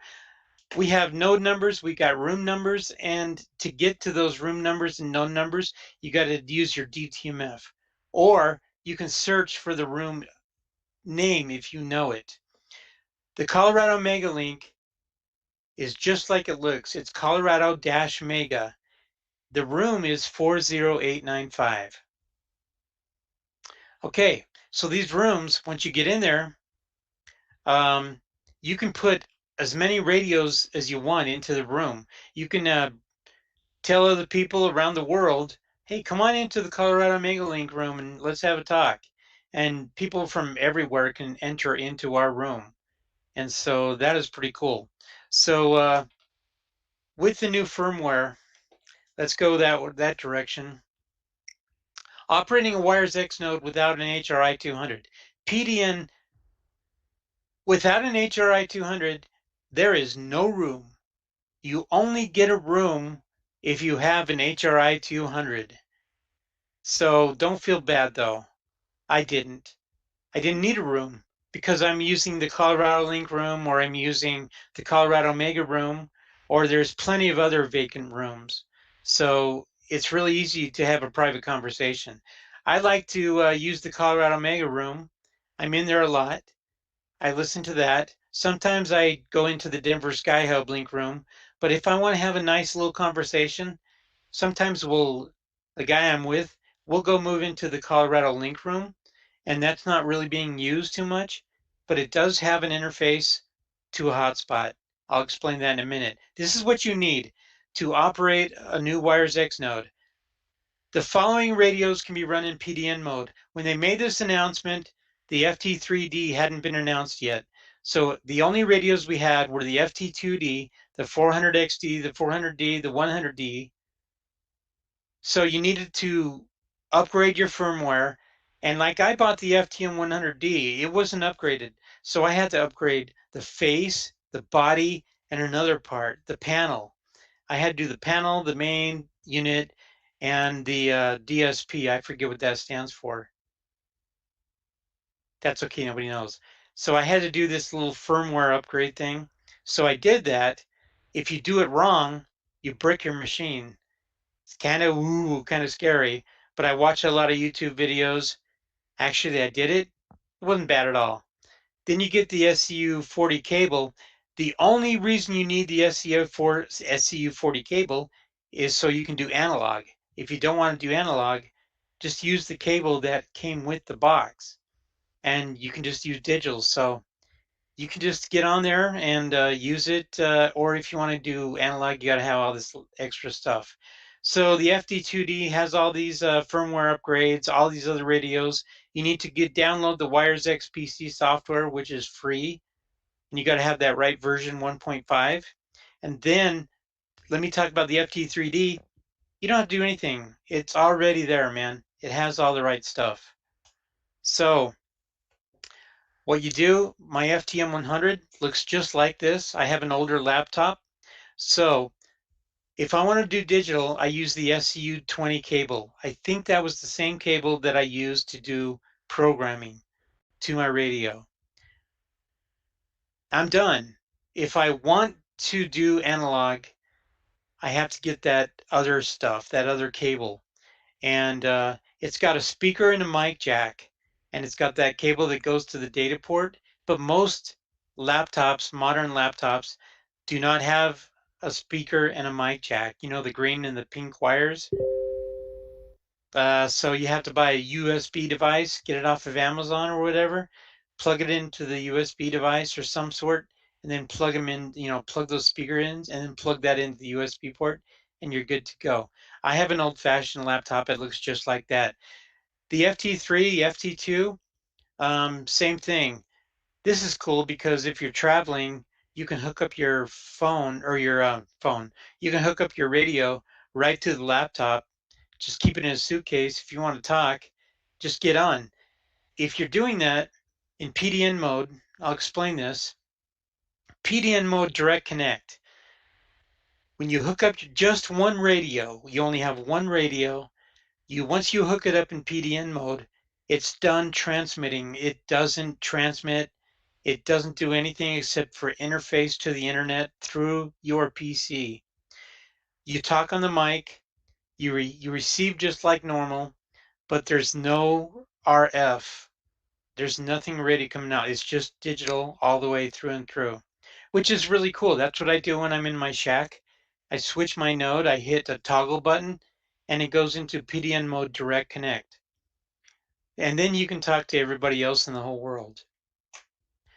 If you want to walk around the house and make your PDN into kind of a glorified access point, you need two radios. So I use my FTM 100D, for example. I hook that up, I punch it into access mode, and then I take my FT70D or my FT3 and I talk to the PDN 100, which does the same thing. It goes to the laptop and goes out the internet. Keep in mind, these guys don't need any HRI 200, and there's no room. You don't get a room, but you just go to use somebody else's room. You're going to be fine. So my radio, can you see my slides still? Yep, you're good. Hallelujah. Okay. Hey, amen, brother. All right, I like that, Wayne. Thank you very much. I don't have anything for you, but thank you. All right. Yeah, Brad in the chat said that DSP is digital signal processor. I knew somebody would know that. Thank you. So. You have to update the digital signal processor. Sweet. Yeah. Now, these days you can buy a brand new radio, check the firmware, do your homework, look at the box or whatever, check the firmware. Unless you don't mind doing the upgrade, but just get the new one, then you don't have to do the upgrade. But my PDN mode direct looks like this. It says the word direct. Kind of hard to make a mistake there. When I'm in direct mode, I don't need an antenna. I can look at the radio, but you see, if I toggle the far left button, it's a yellow button, then I can go directly into access mode, and my frequency shows up on my screen. Hard to make a mistake? Nuh-uh. I've made a mistake before. Don't make a mistake. Don't go to America's Link room without an antenna, without a dummy load. Don't do it. People have done it. It's not good. People have gone out 25 watts and just left their radio without an antenna accidentally. Put a dummy load or some type of antenna with a mag mount, stick it on a cookie sheet or something, put it aside. Make sure you have an antenna. Just a word of advice, okay? Don't do that. I've actually done it for a short time, but I caught it, and then I got really worried, but I didn't need to worry. So, the good, the really good, and the not so good. Ray, are you listening? Are you there?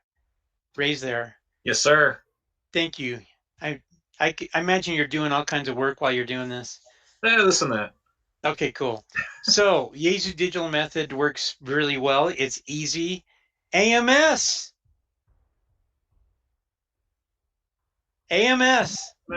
Hallelujah. Amen, Hey, brother. man, let me get an amen. That is the cool thing about this whole thing. Audio is superb.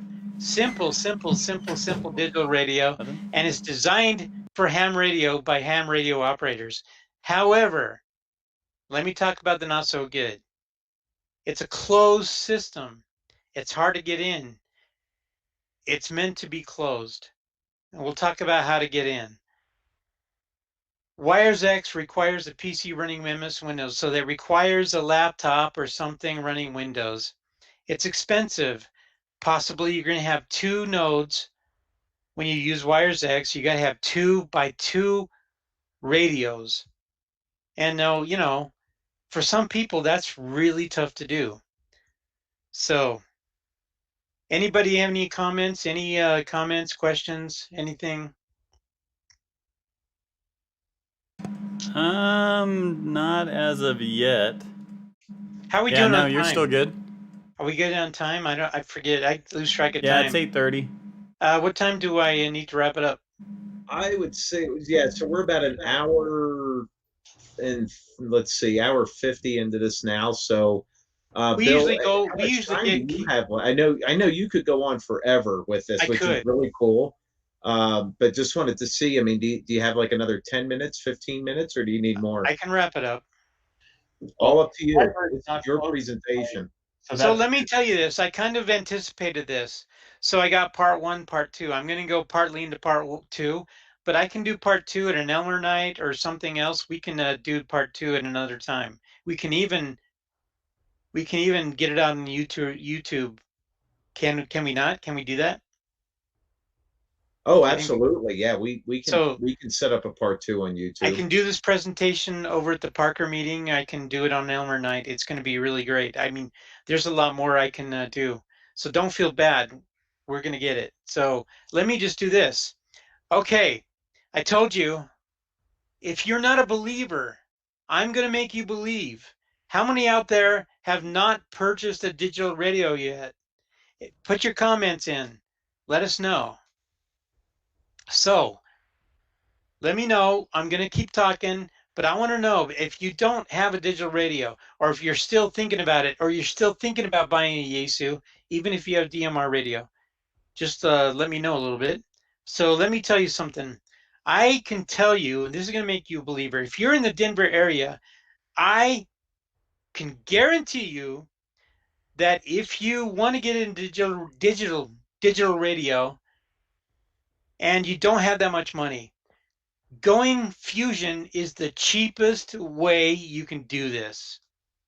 You're going to say, but W0SUN Bill, that is not true. I will explain this. I will continue to explain this. So let me talk about this. So a really good way to get into digital radio. I love this antenna, by the way. The Yaesu FT70D radio. It's a great radio. The reason I like it, it looks like an old radio. Yaesu radio hasn't changed, man. That's a typical traditional Yaesu radio. Hell, hold on just a minute. I want to compare this. Okay.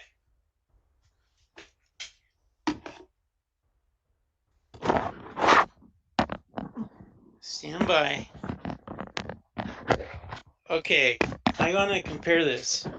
Check out these two radios, man. I just want to show you something. This is one of the reasons I like it. This is my first Yaesu radio I've ever bought. It's a museum piece. It's a FT470. I don't know if anybody, you can put it in the comments if you've ever used one of these. But check out the buttons and the programming and everything. All right. It's so similar to this radio. So if you're a traditional Yaesu user, this is the way to go. That is the reason I like it. Another reason I like it, I got to scoot up here. Another reason I like it, the buttons are raised. The FT3D is really awesome radio, but the soft buttons, the touch screen, sometimes I accidentally push something I'm not supposed to. I have to remember to hit the lock button to lock the screen.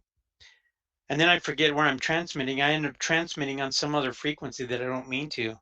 But I'm going to tell you something. If you go to if you go to ham radio outlet, and I'm going to tell them to get ready, and you tell them that W0SUN sent you, I'll give them a heads up.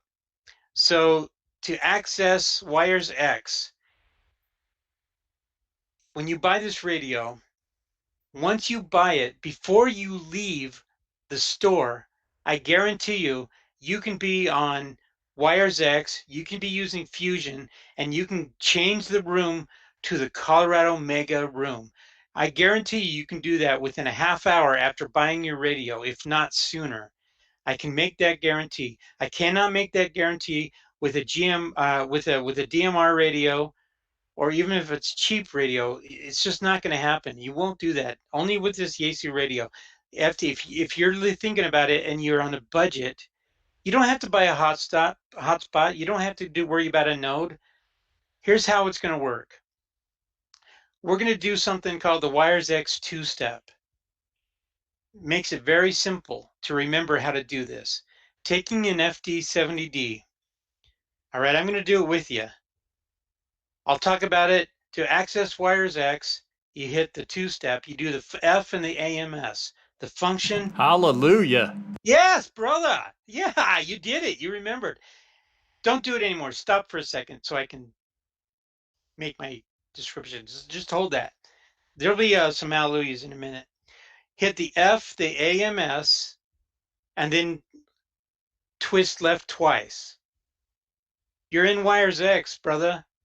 Sister, you're in WiresX. I will now demonstrate. I go to my simplex frequency. If you're at HRO Denver and you're buying a radio, tune your radio to 146.535. Okay, you're there. All right. To access WiresX, let's do the two-step. You hit your function key. You don't have to hold it down. Hit your AMS button. Oh, did you hear that wonderful sound? Bleep, bleep, bleep, bleep, bleep. It goes like that. Little bleep, bleep, bleep. Okay. And look at that, man. I don't know if you can see that, but let me there you go. Anyway, I'm in WiresX mode. Okay, now you did the two-step. Now lift, you got to twist twice to the left. So twist once and twice, and you get to the pound sign with the EN. EN stands for enter, and it looks like that. It's blank. So then you got to put your number in. And now if you're watching WiresX right now, if you have a WiresX screen, if you don't, that's okay. But I'm going to punch in. I'll punch in the number. And the rest of it, I want to stop doing the two-step. So I hit the AMS button. So I'm going to hit the AMS button. Oh, this is my microphone.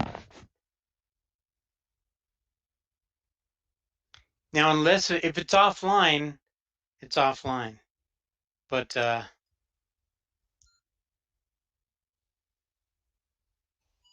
did you hear that? Okay, so now I just changed rooms. So now I'm not. I did the reverse. I went outside of the Colorado Megalink in. You know, a lot of people think these are really hard to program and get into WiresX because with the Yaesu FT3D, there's just a simple button. It's like really nice. It's a very nice radio. Hey, Bill, take off the presenting, and then that'll come up even bigger. Well, hey, man. Yeah. Okay. That's a good idea. I'm bigger now, right? Hallelujah, Elizabeth. You're bigger. Yeah. Hallelujah. Oh, man. Hallelujah, sister. Amen, sister. Thank you. Praise the Lord. All right. So, oh, man, this is great. I love this radio too. I really do. And because of the screens, the graphs, you got the compass and everything. I just have to just say that's a great radio. I love everybody. I love all radios, but I really love this. So to get out of the WiresX, I have to tell you, to get out, I'm not going to leave you hanging. I wouldn't do that to you. Press the mode button.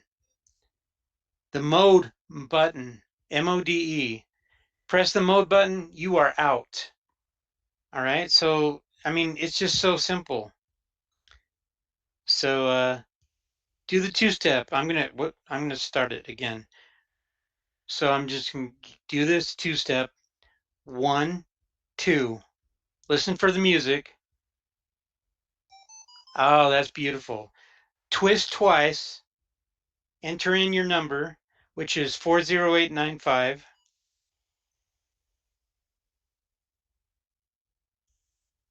I don't have my glasses on. I got my number in. Okay, I'm done doing the two-step. I'm going to do like a bow or get out of the two-step. Listen to that beautiful sound. I have just gone back into the Colorado Mega Room. It's that easy, folks. It's not hard. You too, if you're watching this, get in, get your FT70D and get in and use it. All right, just really quick, I'm done with part 1, but I'm going to continue because we're getting close to time. Enter in the world. Okay, hold on a minute. Hold on a minute. But wait, there's more. Just like Dan said. Hey, Bill, Dan is it said time for a he had his giveaway? Yaesu hat. Give away some radio? Now I'm going to take my Yaesu hat off. I am not in the Yaesu world anymore. I am leaving the Yaesu world. I'm now talking as a guy that loves all. I'm an equal person, man. I like D-Star. I like DMR. I like System Fusion. I really do. So hotspots. This is my jumbo spot.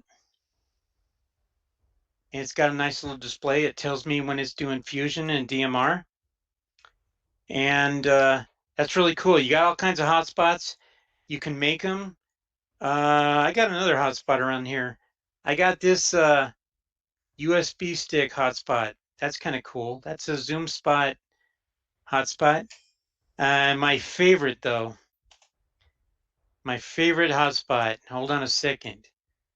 Let me go back just 1 second. I got to show you the screen. Well, hold on. I'll just show you. The open spot. It's not cheap. You got the open spot 2 and the open spot 3. The open spot 3 noticeably bigger, but it has its own antenna or battery. Excuse me. It has its own battery. So just a second. I need to show you just a screen here. Give me a sec. Go back in. Do you see my slide? Yep, it's loading. And somebody was asking, what headset are you using?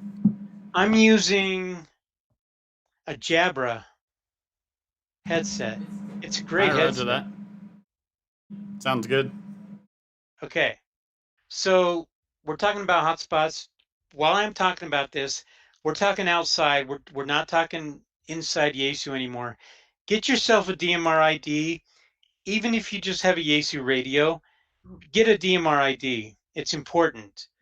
You don't need a DMR ID. You don't need to register, but just do it. And Ray, can you quickly tell people why? I bet you know. Sure. So the only reason why is links all over the place, right? America Link is linked out to DMR all over the place, like you were talking about, as is our system in Parker. That being said, if you key up on a D-Star or a Fusion radio and come into the system, the DMR half of the system doesn't really know who you are because you don't have a DMR ID registered against your call sign, and your non-DMR radios don't have a DMR ID in them. So I've set our system to just replace it with the club call sign, so that way your call completes, audio goes through, and everybody hears you. But when that happens, it's a pain to troubleshoot. It's a pain for people on the other end of the radio to know who they're talking to. If you got 3 people coming through at the same call, people get accustomed to the fancy stuff all these digital radios do with the displays. So that being said, get a DMR ID. I completely back you 100% on that mission, Bill. Okay, get yourself a DMR ID because you don't want to be left out. And you're talking to people, they're not going to see your call sign, and so they're going to ask you, what was your call sign again? What was your call sign? And you're like, why can't you just see it? No, they can't see it. Get yourself a DMR ID, and it will pass your call sign through. Okay, I already talked about the beauty of having an FT70D. I told you it was cheaper.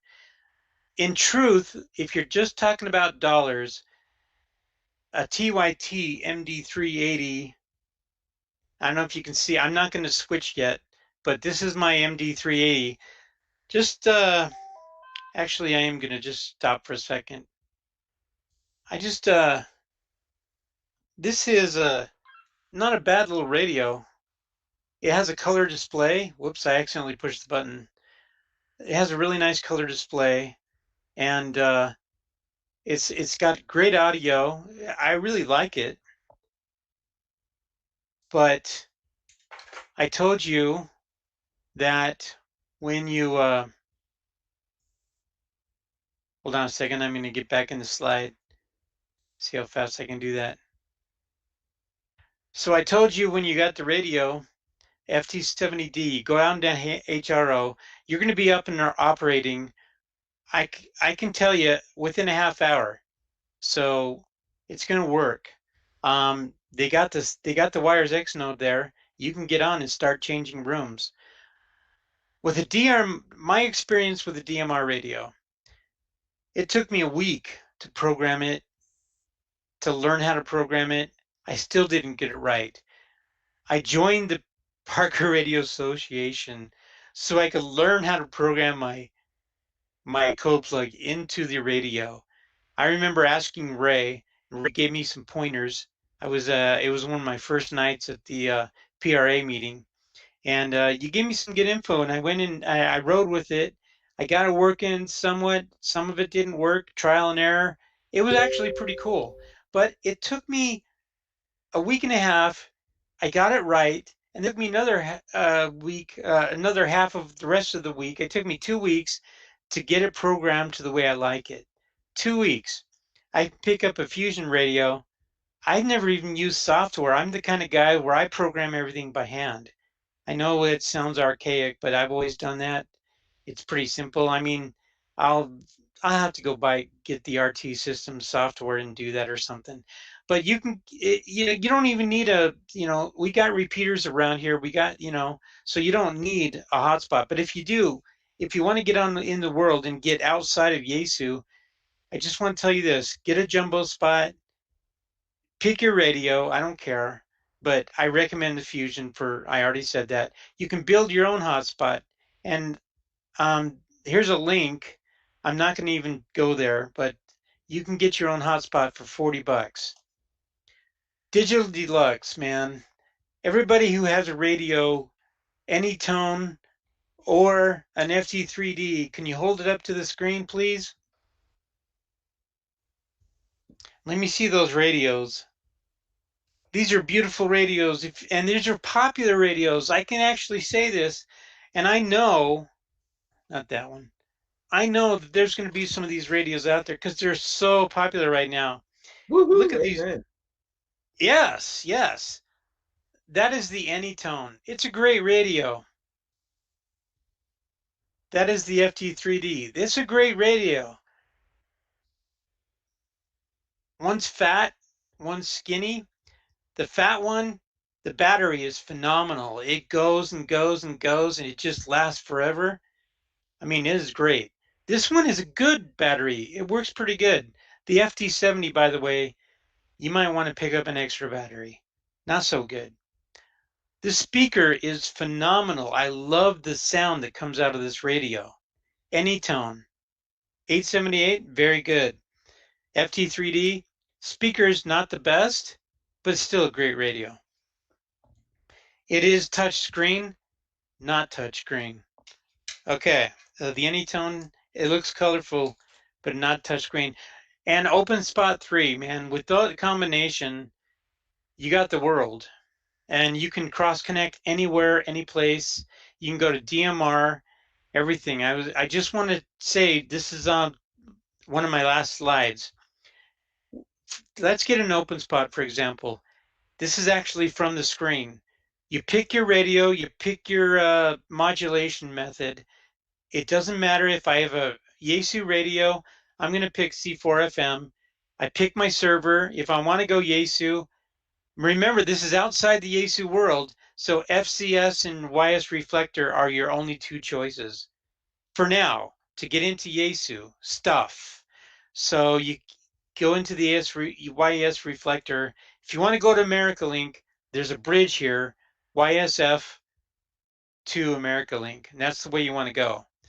All right. If you want to go Brandmeister, you can go DMR to Brandmeister by clicking C4FM. I mean C4M, my Yaesu radio. I'm going to go Yaesu to Brandmeister. I can tell you right now, one of my favorite DMR radios is actually in my Yaesu radio. I cannot hit a repeater, but I can pick C4FM, go to Brandmeister, punch in the code, and this is how you do it. You hit # and the talk group number, and you're there. And that's as far as I'm going to go. Is that a good stopping point, guys? Yep, I Yeah, think Bill, you're I good. think so. Boy, what a tremendous amount of really great information. And Bill, and throughout your presentation, I've been kind of keeping an eye on the chat room. You are an instant star with everyone. You absolutely knocked it out of the park, and certainly want to thank you for that. And boy, just a fantastic job. I mean, everything from Bill's a movie star, and we got to have more Bill. And yes, we need part 2 of this presentation. So yes, you absolutely knocked it out of the park tonight. Thank you so much. Great job, Bill. Let's give it up for Bill. You're welcome. It was my pleasure. I mean, I'm telling you, man. I love Fusion, but I had to act the part as a Fusion. You can call me Father Fusion if you want. I love it. I love Fusion, but I love radio in general, and the whole digital scene is fantastic. You go DMR, whatever, but I have my opinion. I presented my opinion. Hopefully, I've increased your Fusion faith. Thank you for this opportunity. It's awesome. I'll see you on Colorado Mega Reflector. That's it. Hey, great job, Bill. Again, thanks again. And you know, it's members like you that have a passion of something specific within the hobby, that you've really educated yourself, and now you're using that knowledge to teach back to the rest of the group. And we can't thank you enough for your enthusiasm, your passion, and an absolutely killer presentation tonight. So, Bill, thanks again. We appreciate it. I'll kick it around to the rest of the board members. Patrick, AI8C, anything you want to add before we close it up tonight? Only I mirror everything else everyone else has been saying. Bill, great job. Thank you so much, and I look forward to part 2. We'll get that worked out, whether it's just a YouTube or another night or something, or another meeting. That'll be great. We can record it at the meeting. That's going to be perfect. That'll be fun. Okay. Cool. All right. Yeah, and hey, Dan, we just want to make sure we get this presentation up on the website too. Yeah, absolutely. So, once we wrap up here, the nice part is that it gets shut up into the portal on YouTube. And I talked with some of our editing crew. They're not only going to have the full meeting available for download and for playback, but they're also going to cut out Bill's meeting and have that as a separate video as well. So if you don't want to hang in for the whole meeting, you can just go right to Bill's presentation. I can't blame you. I'd want to go to Bill's presentation as well. He absolutely killed it tonight. We'll throw it over to Elizabeth, N1RDH. Elizabeth, anything more to add tonight? I want to thank Bill for the presentation. He did do a great job. There's so many people in the chat here saying yes, part 2, voting for part 2. I learned a ton, and like having, you have your presentation up on the forum too, like your slides, and we can go through that on an as needed basis, and of course the YouTube. Thank you very much. All right, Elizabeth, thanks for jumping in there tonight. We'll throw it next over. Justin, AE2L, anything else to add tonight? No, I thought this was a great format, and I didn't do anything special. I have 2 computers here. Someone accused me of setting up my shack to look good on YouTube. This is just where I sit when I'm at work so that my boss knows that I'm working. So you know how that goes. Got the shack over there, the computer desk over here. Looking forward to being able to do shack tours at some point. And I'm just looking forward to playing with the hex beam again tomorrow. So it's fun here in the AE2L Shack, and I had a good time with this format. So thanks everybody for watching, and click the subscribe button or the like or wherever it is. Appreciate that. Thanks everybody. 73. All right, thanks, Justin. Glad you're on. Ray, N0KEG. Any pearls of wisdom before we wrap up tonight? Nah, man. What more could I add? It was a great presentation by Bill, packed full of info. You kept it fun. Absolutely agree that Bill is a born presenter and should do this more often. So good job, Bill. Appreciate it, brother. That's all I got. All right, thanks, Ray. Appreciate you jumping in tonight and acting as a pinch hitter in a couple instances with Bill. So good feedback tonight. Thanks again. Last but not least, Wayne, N0AD. Wayne, anything else you'd like to add tonight? Hey, thanks, guys. Yeah, Bill, you did an awesome job. We got the presenter back here taking care of all the video. But yeah, I just wanted to add, we do have a solar storm going on yesterday and today. So it's a little noisy on the bands, but once that settles down, HF should be hopping again. But yeah, thanks, Bill, and look forward to the next one. Back to you, Dan. All righty, Wayne, thanks again. And well, that's going to about wrap it up here for the April edition of the Parker Radio Association monthly meeting. Completely different format. We did it on YouTube Live, and it went off without a hitch. So great job, absolutely behind the scenes in the studio over at the N0AD studios there in Aurora, Colorado. So thanks again for that.